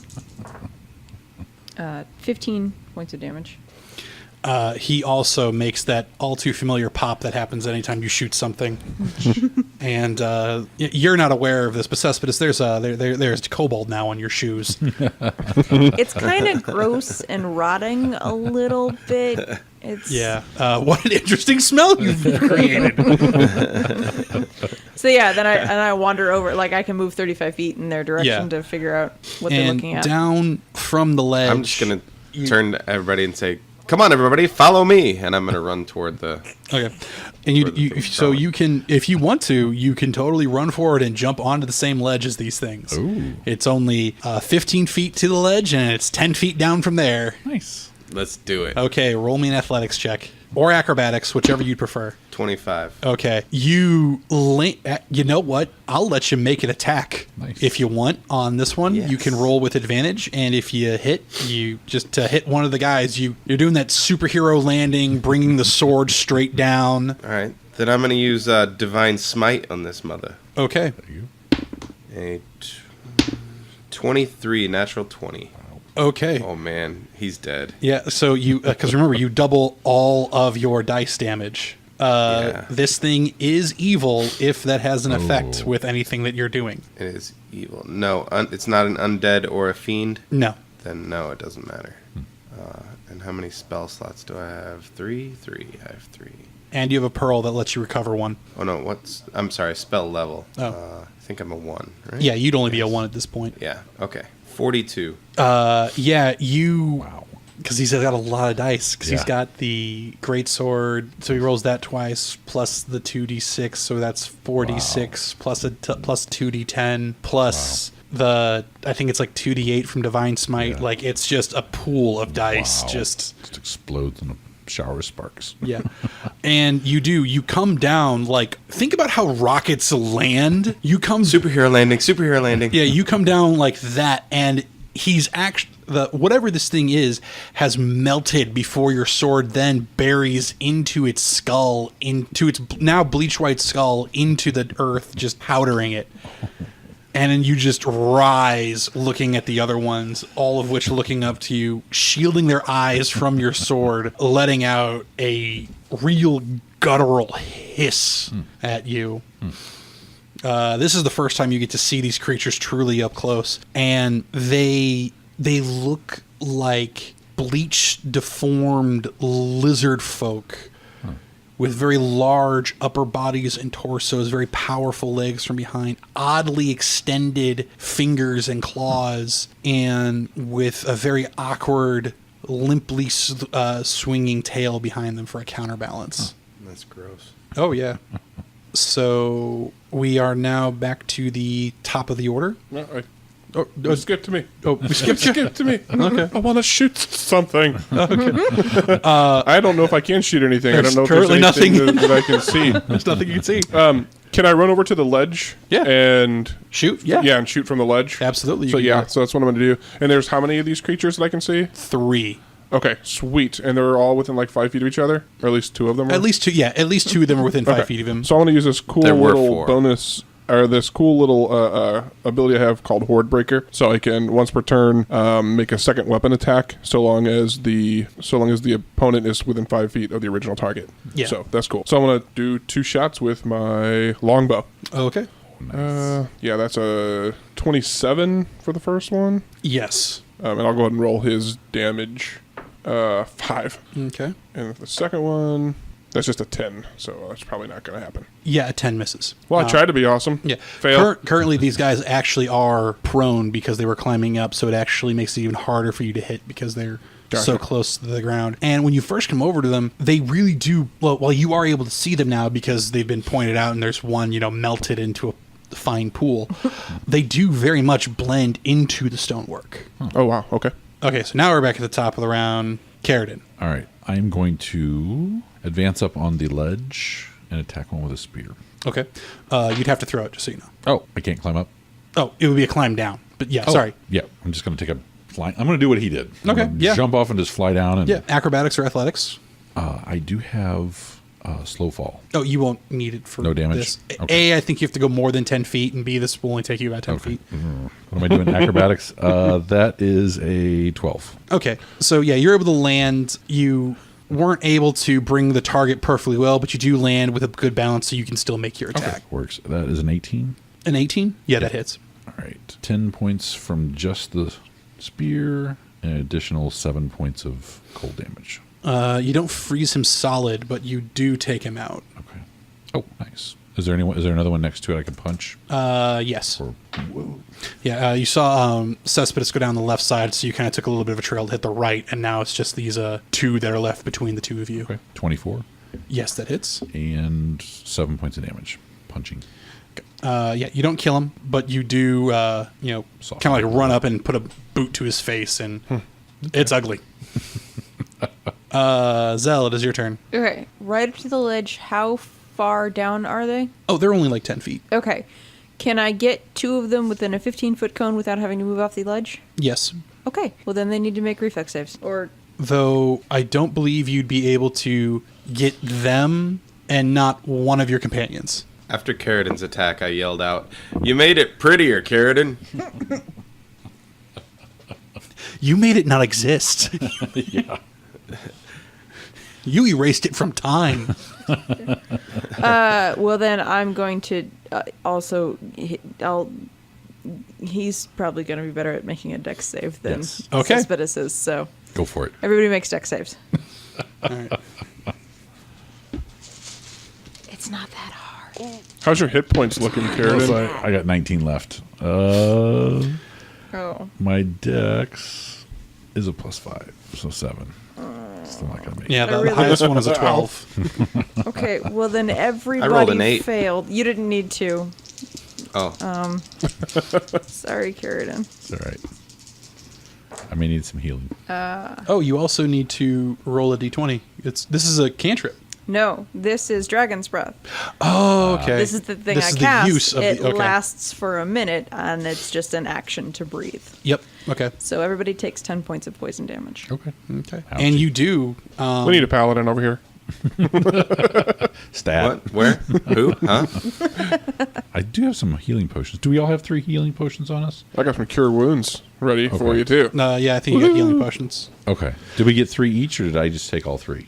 I think you took 3 and I took 3. Okay. And Yeah, then, because she had a 6-pack. Okay, that's what it was. That's yeah, what it was. and Cespedes for some reason disdained them or had already walked out or was I don't mad need at the that shopkeeper. I'm not sure what happened there. She undercut him on a lot of weapons. I was pretty yeah, upset but she about bought that. my bow for full price, so I was happy. That's fun. Does it do anything else? Any conditions with poison No, gas? it's just poison damage. Okay. Yeah. There's a poisoned effect, but it doesn't always come in with poison damage. Right. And you do hit these guys with the poison, and they do just kind of wither further into the ground before dying. I've always wanted to see what. I've never used that one before. That was kind of cool, guys. Sorry. Sorry. Sorry. And Looked like a slug. I expected you to dodge.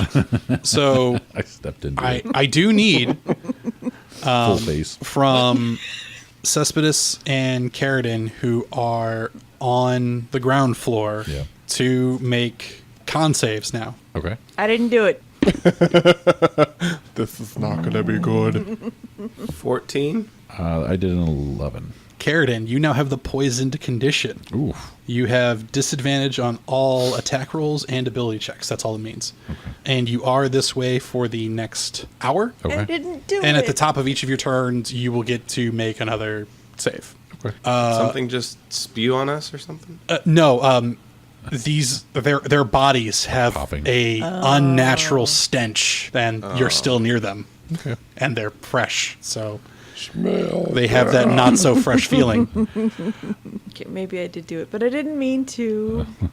Fellar, you hear something and look over your shoulder to see that kobold coming back up the stairs, now riding one of the guard drakes Yes. with 2 other in tow, and they just come bounding right up to you because these things have got some move speed. We double check. Yeah. Oh, really? They only have that? They might not get all the way. So to do you. I get a shot before they get to me?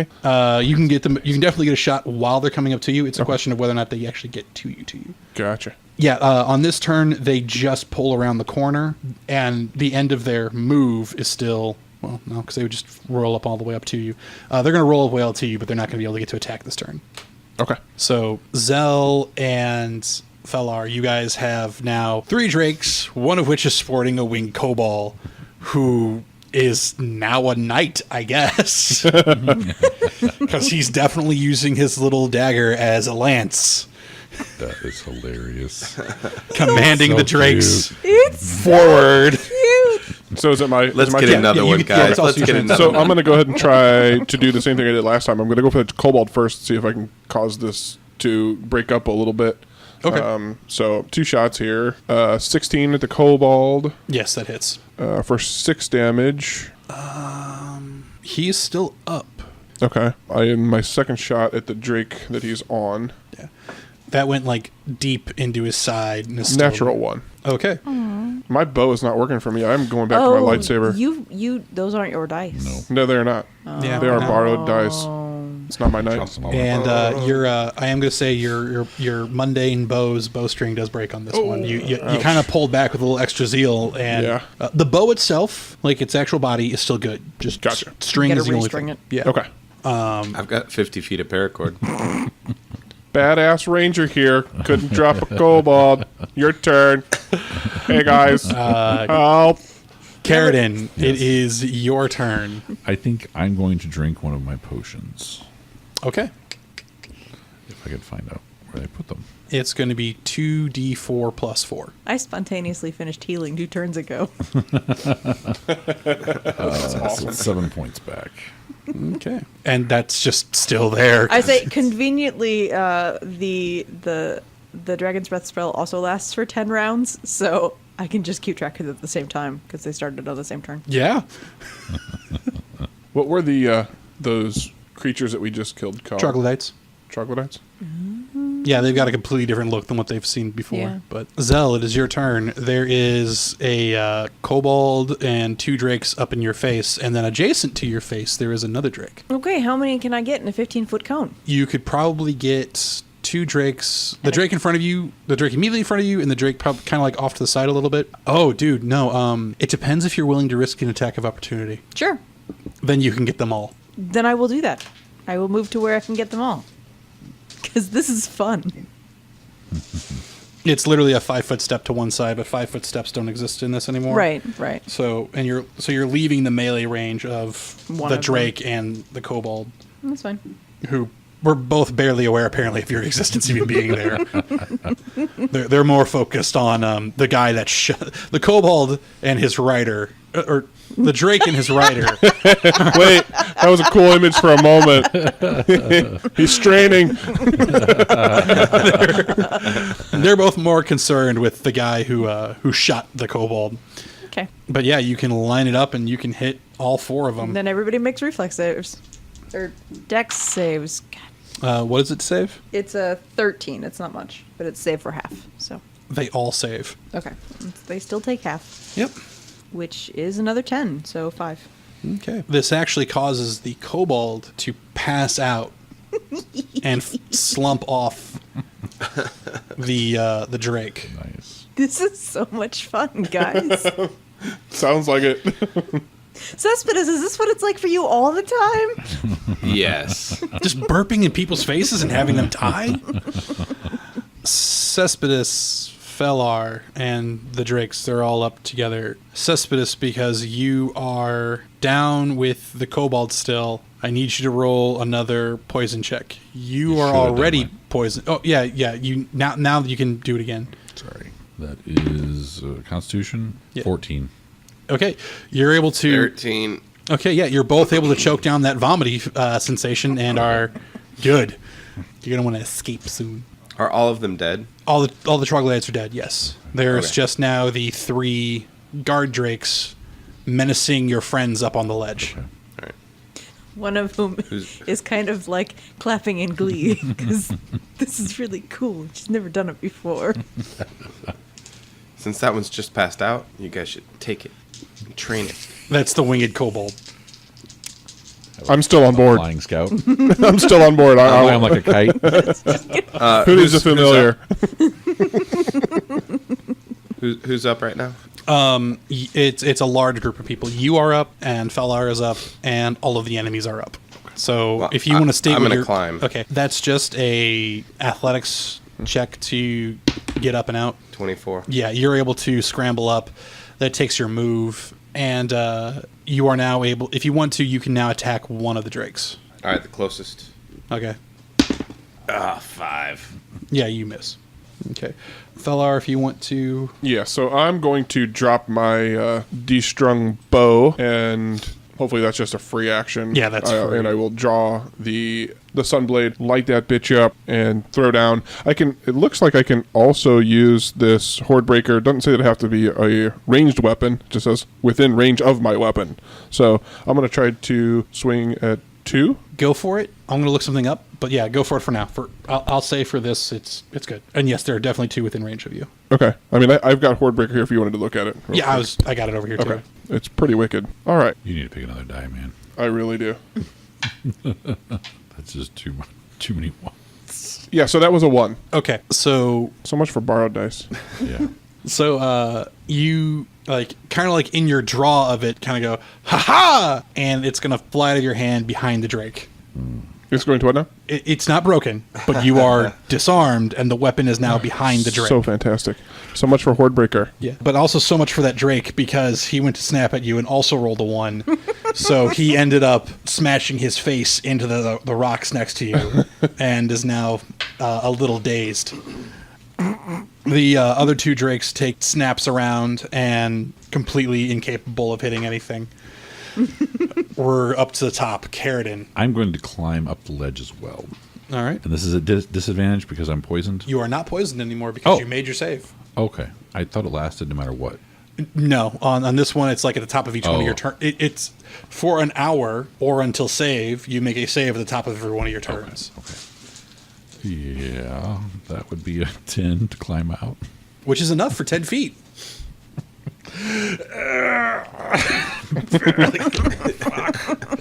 All right. I just stand there and compose myself and look at what's going on. I'm not going to attack. Yeah, Dust myself off slowly, wipe the rest of the poison spit that I got in my face. I'm assuming that spit was like the dinosaur in Jurassic Park that like this Probably, big yeah. ol' loogie on me. Yeah. Yeah, except like in more of an arc. Everybody. Like, yeah. Shake everything off. All right. What is going on up here? everyone's up. Okay. So Zealot, it's your turn. Well, if they're all still where they were, we're just They gonna do are. it again. What is it to make it? It's a 13.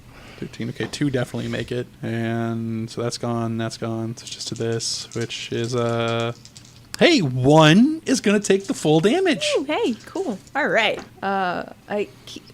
Consistently roll 10 points of damage with this.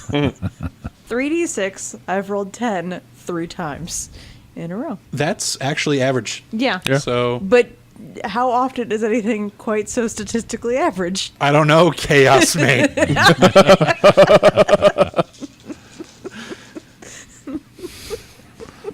You need 1 constant in your life, and it's this spell. Or at least this casting of it with the poison damage. Because next time it probably won't be poison. Who knows?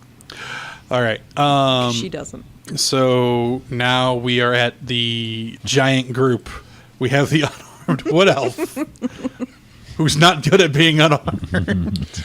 So I am going to try to retrieve my weapon with my movement. Okay. You can, by all means, take a withdrawal action. You get to move your full movement and not take any of attacks of opportunity. but then that's it. Or you could actually just do your straight up movement and risk the attack of opportunities as they come. Which would be how many, How far is his sword behind the one? Is it It's like just directly him? behind. Which means at least one you wouldn't take. Yeah, you because would could take just kind one. of There's circle only- around one and not take the opportunity from him. It would just be whatever other one. It would just be the one attack. I'm going to go ahead and attempt it because I want to make it. I want to make it a successful freaking attack.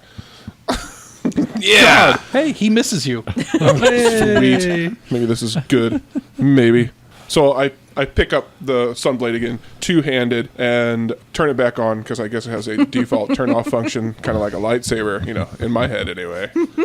I'm going to take a couple swings here. Yeah, that's a different dice. There we go. Okay, so 22. Yes. And 13 damage. Okay. Yeah, you hit your guy very solidly. And is he not within 5 feet of anybody else? I No, guess, 'cause- they're actually all still like in a line because they came up almost hoping to knock you all back, but they haven't been able to land anything because they're just going to try to push you off those. Well, they were going to, but then the guy who was driving the push is now dead. Nice. So now they're just kind of standing around, and they've In kind of repeated gotten surrounded now by you guys. Sweet. So I'll use my other attack. Okay. I'm done with this game. 1. Holy cow. Oh my god! This is what I Another get one, for really? forgetting my dice. Yeah. No shit. I got around. This is my, going beyond my level. Even. I know. I got around my bad luck for forgetting my character sheet by stopping rolling attacks and just making people roll. Right. If I don't have to roll to hit, I can't miss. Okay. And you are 100% correct on Hardbreaker. I was just checking what forums are saying, Okay. and they're like, no, it says this even in the book. Yeah. So it's not like they changed it accidentally on there. So That's pretty wicked. yeah, but I mean, it's like bam, bam. But then, like, because the other thing is, it's a little broken because if when you get your second attack, you can go bam, bam, bam, bam, and effectively get 4 attacks. So you're almost monkeying it. Well, it says once per turn. Doesn't say once per turn. Yeah. Once on Once? each of your turns when you make a weapon attack. Oh you yeah, make another it does. attack. It does. So, yeah. they did it right. Okay. Yeah, I was over in the forum, so they were like, "Holy shit!" They did seem to make it a lot easier in this edition to get multiple attacks and have them be effective at lower level. Yeah. Which is kind of cool. Okay, so I'm going to have you. So on this one, when you make that big swing, because you got so excited on the next one, you just like really like power through it. You kind of like pulled something on this side. Oh. So you're gonna have disadvantage whenever you have to use anything two-handed Okay. for the next hour. Okay. Or short rest. All right. So Cespedes. I'll swing at the one that's closest to me. Okay. 4. Did you roll a 1? No. I rolled a 2. Don't I have just Okay. the Okay. 2? I don't have your character sheet up in front of me. That So I doesn't don't That make sounds sense. low. No, you'd have more than that because I have a plus your 7 to all my proficiency hits. bonus is +2. Yeah. Plus whatever Yeah. your attribute modifier would be. Right. You should be swinging at least a +5, +7. Here, I'll pull your character up. What are you talking about? Attribute thing. Your strength. Your strength plus your to hit bonus is +2. I haven't been adding the strength the entire time.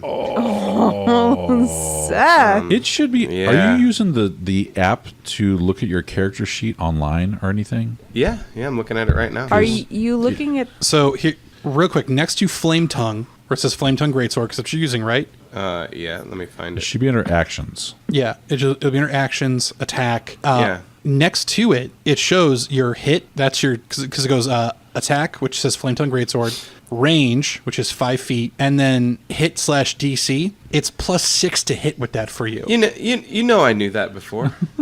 For some reason tonight I just completely forgot it. He rolled a 1 before the game. That's Someone else on board. And now that That's at now least that a you've 10. reminded me, I'm completely reminded. Okay, so you rolled an 8. Anyway, I rolled an 8. Okay, Yes. you still missed. Yeah, I figured. But still, I was like a don't 4. Fuck. cheat yourself out of that, man. No, I just did tonight. Now that you reminded me of it, I'm like, oh yeah. That's funny. All right, so it is now the Drake's turn. These guys are going to, since they're now getting more surrounded and they're getting more agitated, they're kind of building up into a frenzy. So let's see, the first one, it's going to make a bite attack, and then it's going to sweep its tail at Zell, who's been spitting its face. Does a 20 hit? Yes. Okay. So the tail comes swooping from the side, catching you. It's like you dodge the jaws, but miss the butt. The butt is new. Well, then I'll just have to spit on it. She doesn't like it when I do that. You take 6 points of blunt force trauma to the ribs. Ow. Maybe that's still healing. Oh yeah, Because I don't actually know how long that's going to last. Cespedes, it's like that It's a minute, but my same character thing happens has no to you. idea. It's never happened before. But you are able to dodge both of these as they come out. And Felar, the one you hit is going to make similar thrashing at you. Okay. And I mean, it's a very beautiful bucking bronco, but it is not making any contact. My armor class is not what theirs is, so maybe. No. Okay. No. So they're rolling like you are. Yeah. And The high roll was a 12. Okay. So that then takes us back up to the top of the round. Carradine, the drakes are freaking out. There's 3 of them. Yeah, there's just 3 of them. You now outnumber them, but they out attack you. Especially with me on your team. I don't know. I'm gonna rush up at 1 and Yeah, there's one like directly in front of you. It's the one she's been spitting on. 20 Yes, that hits.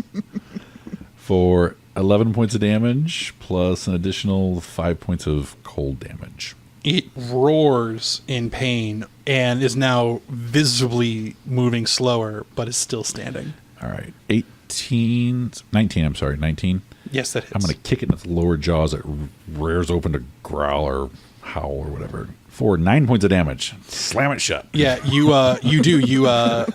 you slam its lower jaw up into the roof of its mouth, and it slumps over. Nice. Dead. That's it. Next. All out of key. I'm all out of key.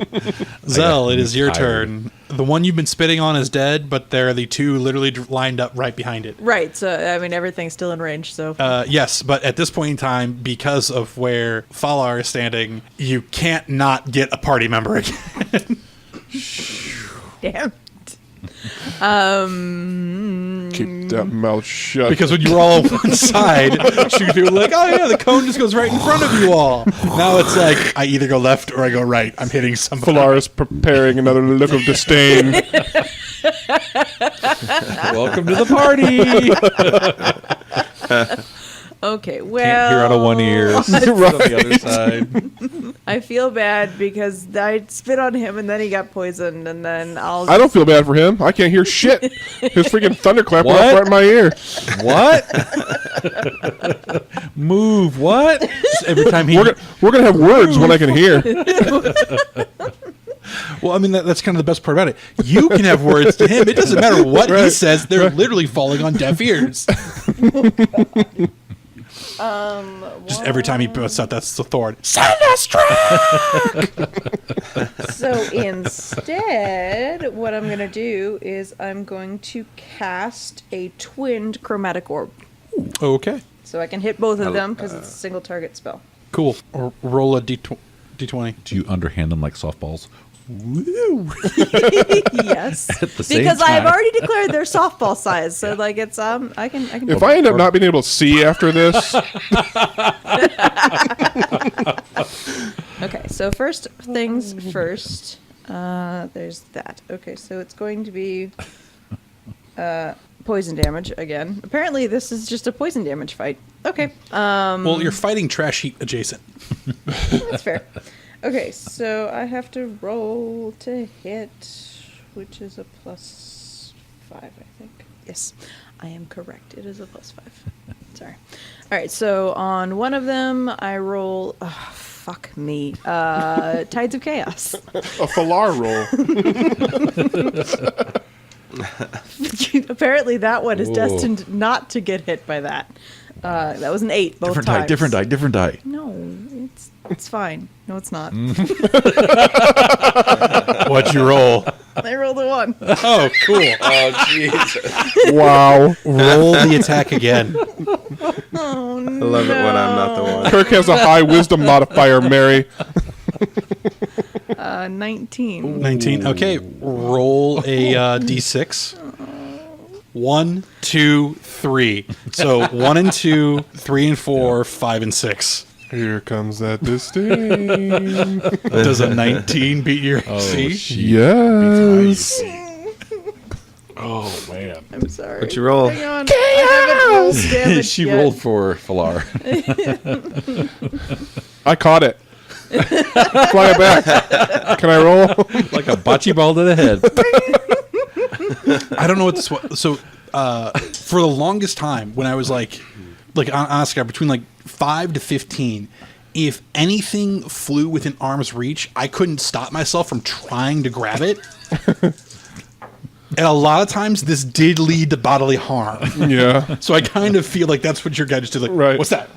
On the plus side, my 3d8 No. rolled only one higher than the average of my 3d6. I rolled 11 points of damage.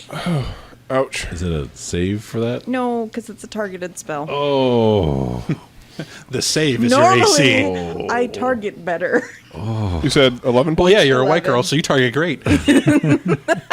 So he's covered in multicolored plasmic. No, it was Or a just it was a explode. ball of poison. It was a softball-sized glob of poison. Makes it worse that my little pad here shakes when I go in, when I do damage. It's like rumbling every time I take a point of damage. That is hilarious. Mine's Yeah. not doing that. What it does when I heal? Ooh. Jesus Christ. Sing soft kitty to you. That is funny. Okay, that was what I did. Sorry. Cespedes, Fellar, and the Drakes. No joke. I need a turn. If you try to say anything two-handed. Right, no, I think I'm going down to single-handed, but I'm going to try some more rolls here and horde break. They're still close to each other? Yeah, They're they're kind of still- corralled? yeah. Okay. Yeah, so I'm going to try that again. There you go. Natural 20 for my first. Hey, there you go. You get to See, all you needed double that was die. some encouragement. Actually, that is the wrong die, I And by believe. encouragement, I mean ball of poison. Yeah. I'm helping. Sweet. Roll it again. Oh, I will. But so that is Nice. holy crap. So 15 plus 6, so 21 for my first attack on the closest Drake. Yeah, on the closest Drake. Yeah, because it's the one you hit last time. So yeah, that one drops. That one did get its teeth into you before you dropped it. So I'm going to resolve him right now. But note, you still get your second attack regardless Okay. of however much damage this does. 11. Damn. Okay. But I got you. what are your hit points at now? I am down to 12. Oh, that's okay. That's all right. I'm okay. I also have some healing ability too. So, all right. So here's my second attack. That is a 22 That hits. for 7 damage. Okay. You should make one, like, it sunk its teeth into your shoulder, which luckily was the shoulder you had pulled. So with your good one, you just take the sword and you just swipe down, taking its head off. You kind of bring up on the backswing and just taking a deep cut into the shoulder and neck of the second one. It is still standing, but it is not pretty. Nice. Nice. Sweet. I remembered I'm a ranger. Sweet. It was more of a swashbuckler move. Cespedes, there's something in your face. It is blue. It will die. Okay. It's probably not a chromatic orb. Fuck me. Who Probably. started this one thing again? I'll give you a hint. He's got a thunder sword. Sorry. Well, That's why when he said like, "Well, yeah, I do this," my response was, hold on." I had to see what was nearby. yep. Might as well just get it all over with in one big bash. I mean, it does save us having Yep. to go looking for Yep. them. Like, it's, Okay, I thought for sure I wasn't going to roll one tonight. you rolled a 1. Yeah. Okay, cool. Hold on a second. So We're like 3 stooges I in this know. fight. Like, trading it off. I've done more damage to you guys than they have. It's the most damage I've taken all night is from her. Okay. So, Cespedes, it makes a bite at you, catching you kind of like across your stomach, and you try to bring your sword down upon it, but it spun around to bring its tail in, which does kind of go wide underneath you, but you're kind of caught off balance, and it tries to then slam the tail back down on top of you, but still ends up missing. You do take 11 points of damage. Wow. Well deserved. All right. Well deserved 11 points of damage. All right. We are back up to the top. Carradine. All right, just one Drake left. Just one Drake left. See if I can do it. This is my turn. Nope. All right. That is a 21. That hits. It's going to be a 6-sider. 11 points of damage plus another 7 points of frost damage. Again, with this one, you don't quite freeze it solid like you had been with the kobolds. It's a much larger beast, but you do bury the spear deep within it, and you just feel that its body starts to kind of almost give off kind of like a cold ore as it fills with ice and then falls over. Sweet. Is that it? We good? Take a short rest. 1 moment passes, 2 moments, 3, each one stretching out longer and longer. The only sound you hear is still the fluttering bats sticking within their area, having now actively moved further away as actual daylight has been brought up, trying to move. They end up finding themselves in a weird position as they are now flanked by daylight behind them and in front of them, and just in a frantic panic and swirl moving. Presumably at least 24 seconds pass. Yeah. I can no longer breathe acid, fire, poison, whatever. You can no longer breathe poison, but you're also at full health. Yeah, brimming. I only took a total of 12 points of damage either way, so Yeah. I'm good. So a short rest, We can do that.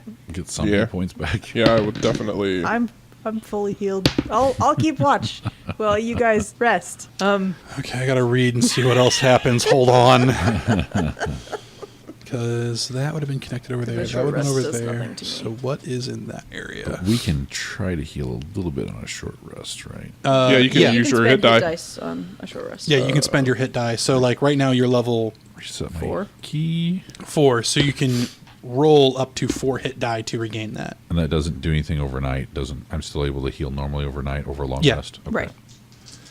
And when you heal overnight, you get back half of your spent dice. Okay. Unless you've only got 1, then you get that 1 back. Okay. And I get double the hit points back on that roll because of that parapet. The parrot. Periapt. It's at the 8. That's a frowny face, Eric. I'm done with his dice. So I'm like, I really need these hit points back. So I'm going to go ahead and spend 3 of my 4, right? So on average on D10s, I should end up with 15 or so hit points on average. I rolled 2 1s and a 2. Oh. Jesus. I've stolen all of your hit points and all of your averages. Yeah, so if there's any paladin healies that you want to throw my way, I didn't want to have to rely on you because we just got into this cave. How many are you down? I am at 16 out of 40. Okay, I'll give you 10. Awesome. Thank you. Give myself the other 10. Okay. I'm back up to 36 out of 44, so Nice. be good for a little bit longer. Yeah, we can probably make it. Yeah. I've got all 32 of mine. I'd ask for your help, but I don't know if I want you to do anything in my direction right Oh, now. I don't know how to She's heal a you. spitter. She's a spitter. That's unladylike. I'm not sure ladylike is what the character aspires for. I guess if we take another short rest. Did you use all your dice to... No, I have one more. I mean, I might as well go ahead and spend it if we're going to rest for that long. I got 2 more left over in case we do another short rest for some reason. Yeah, we can go from there. I mean, I'm down 14. I'll be all right. Well, I'm out of my ranged weapon too, and you've got a bow in their pocket. Yeah, you can have my bow until we get out of here. Okay. 4 extra bowstrings. I do not have anything like that. Just take the bowstring off his bow. Yeah. Yeah. Yeah. So as you guys rest, I am going to say you do get your... I'm keeping watch. Yeah, you do get your full everything back, and you get your healing, and your nursing, everything. But then let's go ahead with this. What seems, and what you're starting to able to see further down the hall, you see what looks like torchlight coming up from where the funguses were. Back the way we I'm came. gonna extinguish my sword. Yeah, back up towards and there are about 3 of them, and they seem to be moving kind of back and forth across the path. Never really crossing each other, but definitely steadily making their way up towards you. That's from like the entrance of the cave. Yeah, back from where you guys came. Okay. I sort of draw everybody's attention to the fact quietly that it looks like some people are either coming this way. All right, then I'll extinguish my sword. Okay. Yeah. And okay, so if you guys are going to try to hide, like I need it to happen now I am. because we're about to go. Yeah, absolutely. There's pillars and rocks. There's literally a refuse pit if you wanted to go hide in that. 23. Well, I got all of a 9. Only slightly better here with an 11. I'm going to move up. What's the hide modifier? It's Stealth. your dex plus Dex? Stealth. Okay. whatever your stealth is, but you have like super heavy armor, so you actually get to do this at disadvantage. Hey, well, it's not gonna matter. I'm going to move up as fast as I can as far to one of the pillars so they might pass by me to get to them and then. Yep. I got a 10. We are not stealthing well. Okay. No. So I'm giving you all kind of this formation. You each kind of ran to a pillar trying to hide. Cespedes is a little bit wider than the pillar he picked. Zell and Fellar combined, they're a little bit wider than the pillar they chose. Carradin's off on his own. Okay. And sure enough, as the torches kind of break from the fungal forest, you are able to see a number of cultists, actual honest to God cultists, not just kobolds. And one of them shouts, "They're here!" And the one behind him, "Block the exit!" And with that, the one of the ones carrying a torch, along with 2 of the other cultists, seem to run back towards the entrance, where the rest ascend up towards you. It's very optimistic of them to try to block the exit. She says out loud because she's bad at hiding right now. Should we attack or should we go down the spiral staircase? Can we get a general idea of how many cultists there are? Yeah, that's what I'm doing right now. I gotta. Okay. So you've got You guys have fought cultists before, right? Yeah. you've Like, got are any of these like mages or like total badasses? Some of them are Yeah. casters, some of them are not. None of them seem These are the- overwhelmingly powerful. yeah these are the little you see the little gray robed Okay. None guys of the, like, who fancy make purple up robes. and then there are some with a more deeper purple, like 2 of them have the more deeper purple, and 6 of them are the little gray. So I mean 2 purples and 3 grays? yeah 5 cultists total? no, two purple and 6 gray. Oh. 1 purple and 2 gray ran back off towards. So okay, currently charging towards you. The group 8. There are 8. The group consisted of 11, and I am going to need. I'll start with Eric and move around for initiatives. How long do we want to play tonight? We can get through this one, and then I was going to call it. Okay. Okay. It's a matter of somebody woke up the whole day. Yeah. Sorry. That's fine. 13 for me. Okay, Carradin. 17. Okay, Zell. 14. Okay, Cespedes. 21.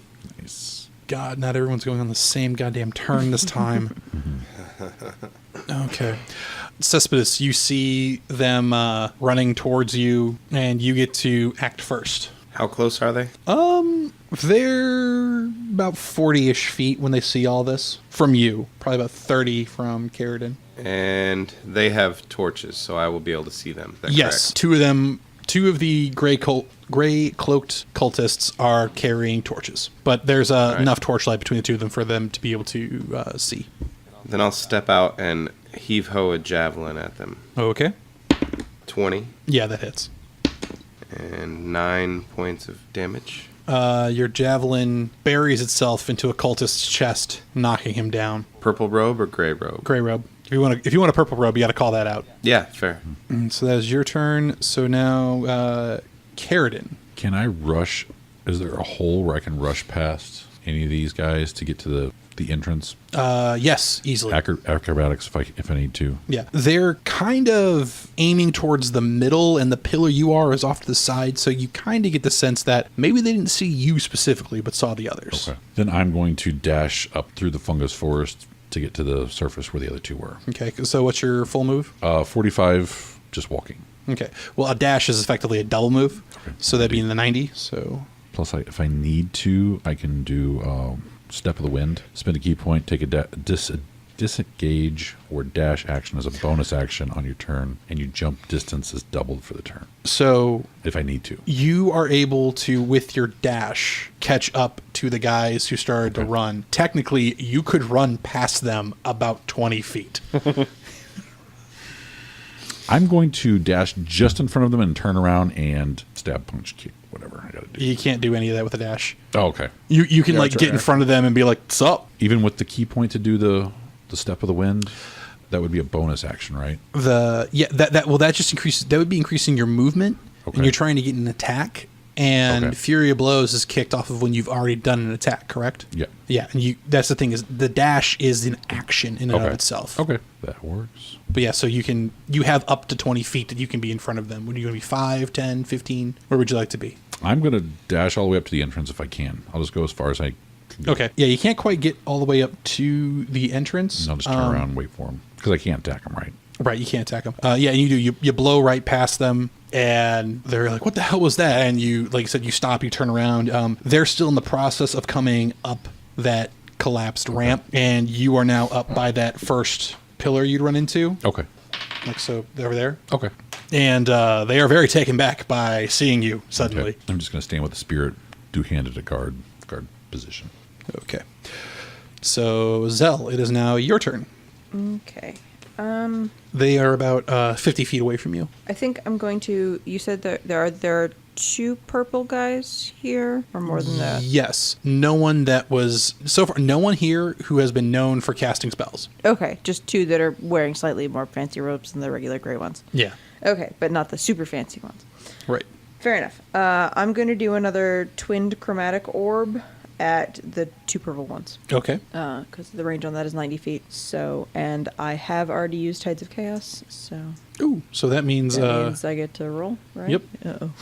It's a 95. Well, that doesn't necessarily mean bad. I mean, I this know. I don't know what it means. I've deliberately avoided studying this table. I thought you rolled like a 98 one time, and I it think wasn't so. terrible. Yeah, I'm not sure. Oh, this is going to be fun. Oh. You and all creatures within 30 feet of you, which at this point is just your compatriots, Oh shit! gain vulnerability to piercing damage for the next minute. Jeez. Ow. No. Woohoo! I ran away. I don't know that this has happened yet. Right. Okay. Hopefully they have sticks. Okay. Punchy. So rolling to hit. So does that immediately pop Tides of Chaos back up so I can use it right now? Not on this Casting one. the spell? I didn't think so. Yeah, you'll All right, get well, it for your next one. One of them's a natural 1. The other is a 14 to hit. Okay. The natural 1 explodes in your face. Mm-hmm. And the 14, were you going for a purple robe or I a was gray going robe? for purple. I said both purple. Yeah. Okay, that misses then. Okay. So the one that explodes in your face, you take half damage of whatever it would have been.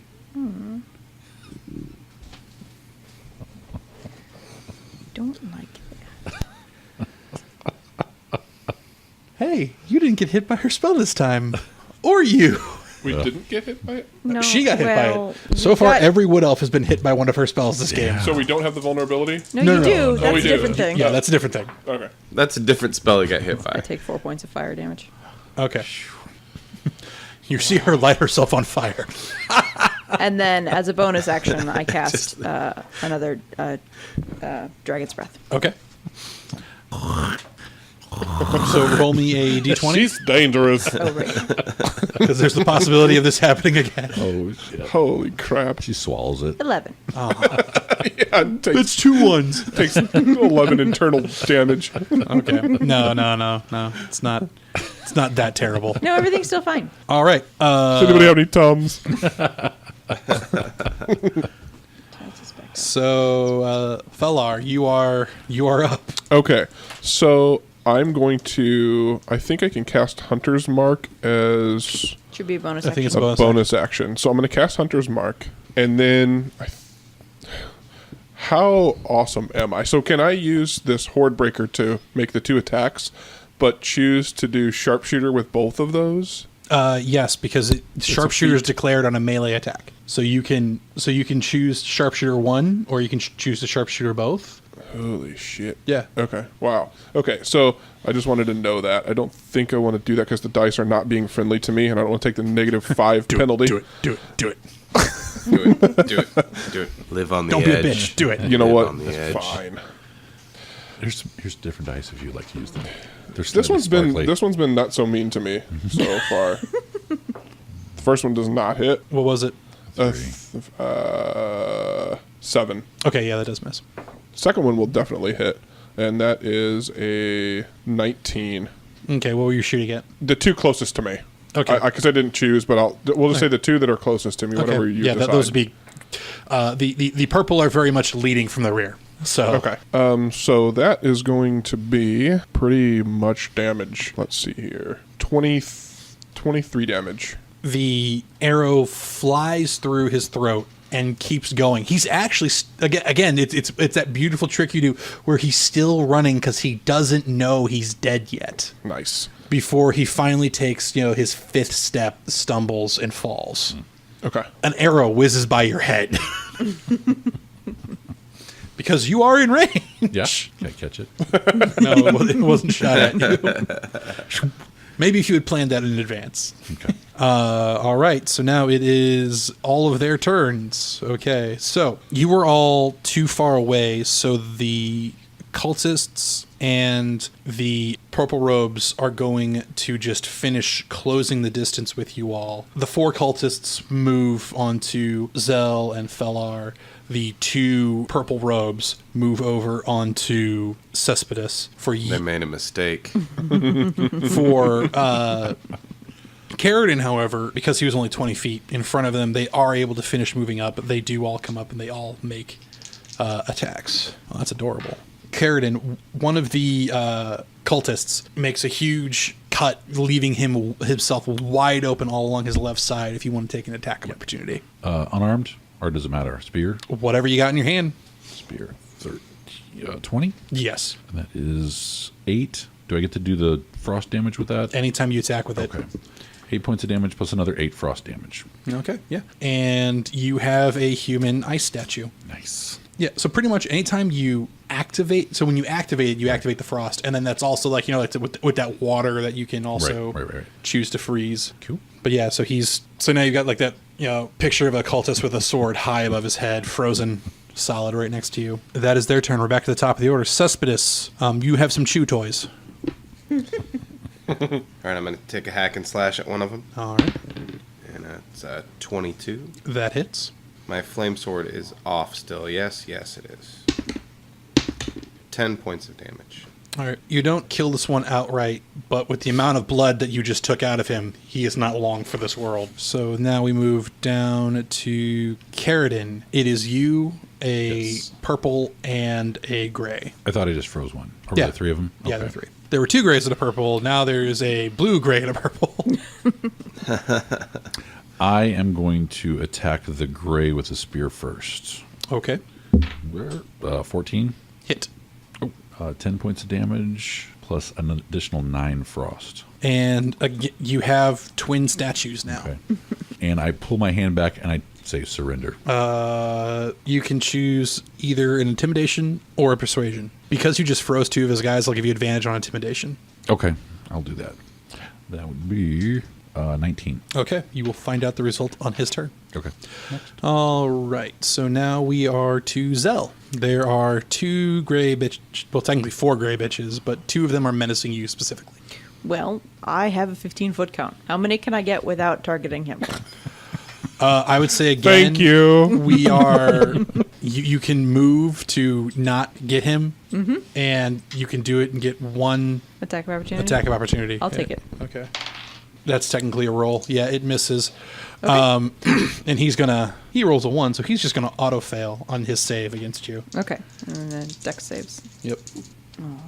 I'm going to spend a sorcery point to... Can I do that on a spell that's a concentration spell to reroll to empower it? Or does it only work when you cast it? That's when those are specifically when cast. Okay. So because it's okay. That's fine.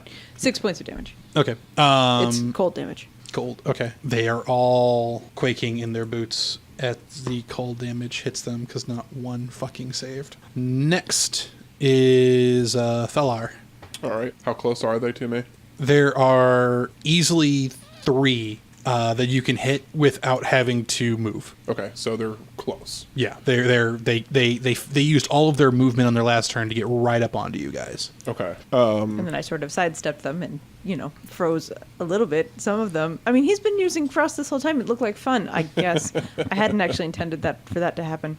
Huh. Okay. I'm going to pull out the Sunblade, and since they're also close, I will take 2 single-handed swipes at them. Okay. You do have your short rest, which does take about half hour to an hour, so you have healed that pole. So if you want to do two-hand, you'd not at disadvantage. Oh, sweet. Yeah.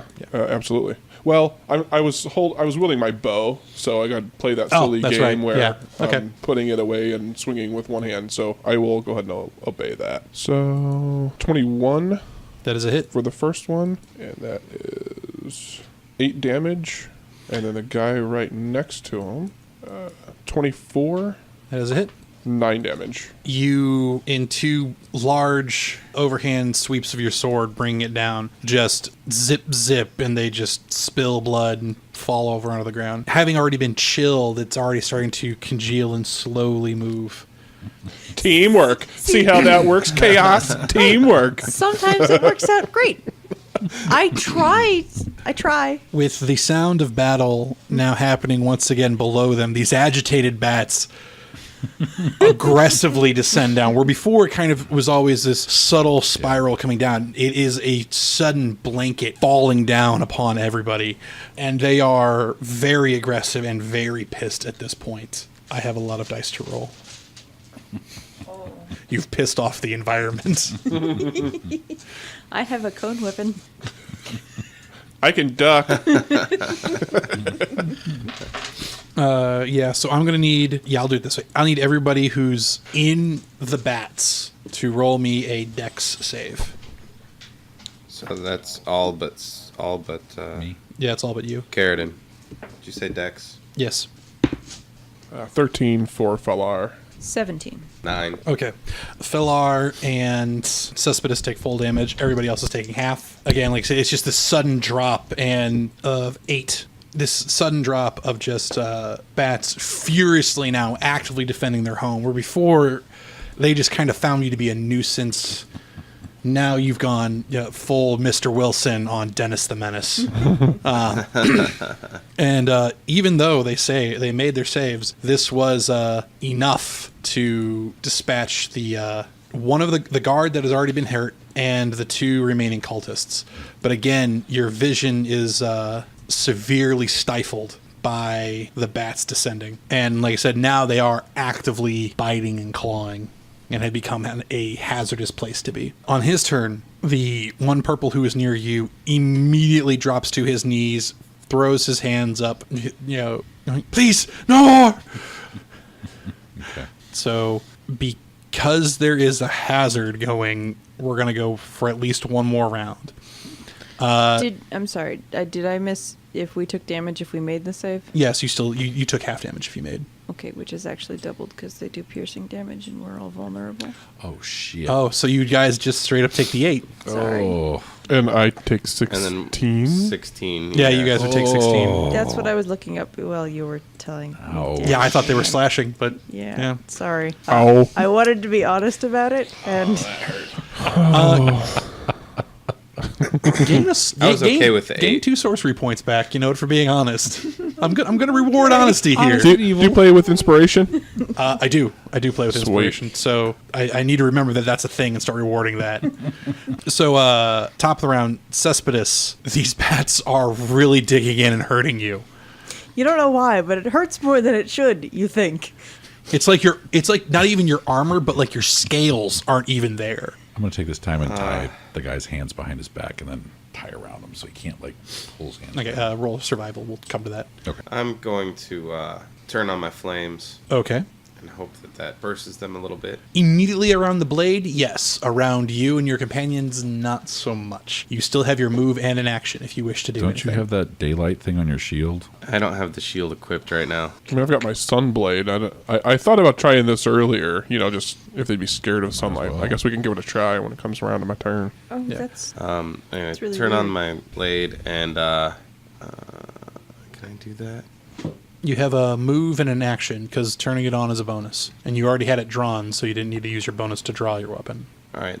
I guess I try to make a path out with breath weapon. Okay. And Roll your damage. there's a dex save 13. Okay. You blast, and while there is an immediate hole, it is immediately refilled by bats. What a waste. You're literally surrounded by hundreds of them. All right. Do you want, as that gap's filling in, do you want to try to move out? Are you going to stay? What are you going to do here? Yeah, I'm gonna try to run through the hole Okay. while it's there. Yeah, you're able to make the 20 feet to get out from where these bats seem to stick around, and you can flip around the side of a wall so that you're extra out of their way. You said you're tying a dude up. Yeah. Zell, what would you like to do? Are there still living opponents next to me that aren't bats? New. Okay, everybody got killed? Yes. Then I'm going to kind of do the same thing he did, which is breath weapon, and then try to move out of the way. Okay. And yeah, again, it's excuse me. There is there's a sudden hole, and then you are able to kind of move through it. Rolled 10 again. Cool. Just because it doesn't matter, but I rolled exactly 10 damage again. Yeah, you're able to get over to where Cesspit flipped around to his corner. Fellar, what would you like to do?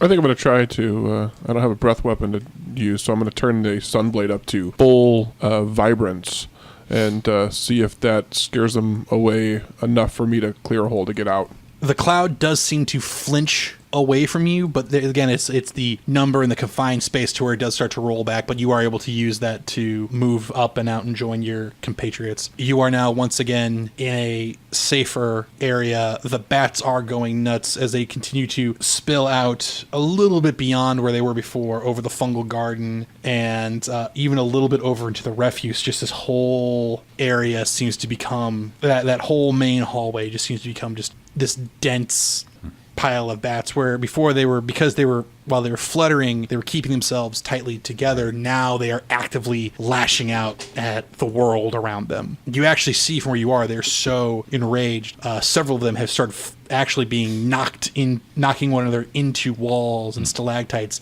knocking themselves out and falling over.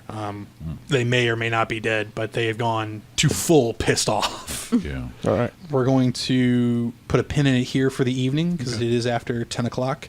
Okay. You have a captive. Remind me. I'll put up my equipment. One bitch. Bring out the gam. One sub. purple robed, deep purple robed dude, wasn't it? Not deep. No. Just a. Oh, I thought Yeah, no. The deep purple ones are the ones that cast spells. Such a great Yeah. band. If you put one cult guard, I'll know Okay. which level you're talking about. Do we level up this time? Or are we waiting? Not this time. I'm having you guys go on a chapter basis. And when you guys do extra stuff, I'm just tallying that as, okay, so when we come times to loot, what's Okay. Cool. So, Okay. Do we want to do any? Did they have any loot on them, or any in the area? before you can even get back to, so you can look at your immediate guys, and they've got chain shirts, daggers, one guy's got a spear. Okay. But you've got to wait for like the shitstorm to calm before you'd even be able to attempt to get back. We may need a long rest anyway. I'm down to 10 hit points again. Okay. Vulnerability, yay. Yeah. By the time we, pause for a minute, it's gone. So, plus side. Sorry. That's all right. Yeah, no, I think it wasn't a minute. I think this one was actually like an hour. Oh. Can I Well, whatever. pop up to the top and look out and see if there's like a horde of people waiting to come get us, or Yeah, you could easily, you could secure him to a pillar. Yeah. From where you are while you're waiting for the bats to calm down. Look up. There's no one outside. oh, okay, walk back down to him, slap him. All right, cool. Oh, yeah, no, you're right. It is just 1 minute, but there's like plenty of things on here where it's like terrible, or it's like Oh, I'm sure. you suffer a point of bleed for the next hour. Like, dang. Oh, dang. There's one where you just do 10 points of necrotic damage to everything around you. Yep. Good God. And, you gotta get off and by then yourself I doing also stuff. heal, because, like, Nice. based on the necrotic damage I deal. Like, Yeah. there's a lot of very cool things. So like around where she was, I'll go. I'm not gonna say where these things are, but it's like you are surrounded by faint ethereal music for the next 5 minutes. Wow. You regain all sorcery points. You increase size category by 1. If you die within the next minute, you immediately come back to life by the reincarnate spell. Holy cow. Dang, that makes a really fun minute. You and all creatures near you become invisible. Ooh. Nice. This would include the enemy. Wow. See, everything is not terrible. Everything is fantastic. Random creature near you gains fly. Within 60 That could scare the shit out of a cultist. Or a horse that your buddy is riding on. Straight up in the air. Chicken you're about to kill for dinner. So, like I said, those are just the ones like plus or minus just like 1 or 2 points where she is. But then, like I said, there is this one's nice. You glow bright, but with a 30-foot radius of light for the next minute. Nice. Creatures ending their turn within 5 feet of you are blind. Wow, that's really bright. That would include you guys. Yeah. so do we want to like decide to make a long rest now and deal with this stuff? Changing our stuff, or is there more story that would occur if we try to do that? Definitely. Okay. Think of it this way: you are in an open space in a dungeon. Okay. So at first, I didn't want you to be. It's like if you guys find a closed space and then take a long rest in there. Right. Cool. If Gotcha. you take it right here where you are, I'm gonna roll Wandering Monster for every hour that you're resting. Okay. I only asked because I know our paladin's used up all his pool, and I'm hurting, and Oh no! It's a fair question. It is absolutely a fair question. I have a couple spells left I could use. Okay. Yeah, Yeah. and- I got one. I got a couple slots for Cure Wound if I have to, but it's just not very powerful. So 1d8 plus 2 doesn't help much when your hit points are 40. Could be 10. I do. You know what it I'm is? only It down is by better than 12. nothing.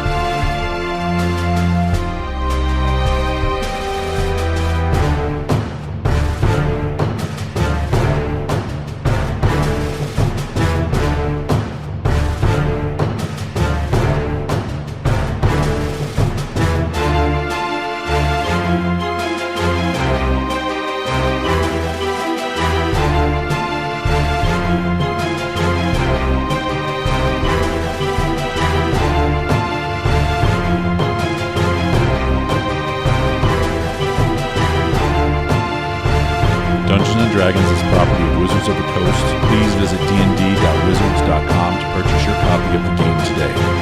The opening and closing music, Epic, is property of Bin Sound. Check them out at binsound.com for more royalty-free music. This has been a production of Gaming Without Gaming, all rights reserved.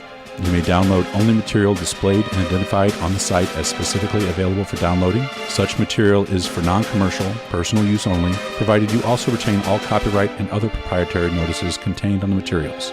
You may not, however, distribute, modify, transmit, reuse, repost, or use the content of the site for public or commercial purposes, including the text, images, audio, and video without our written permission.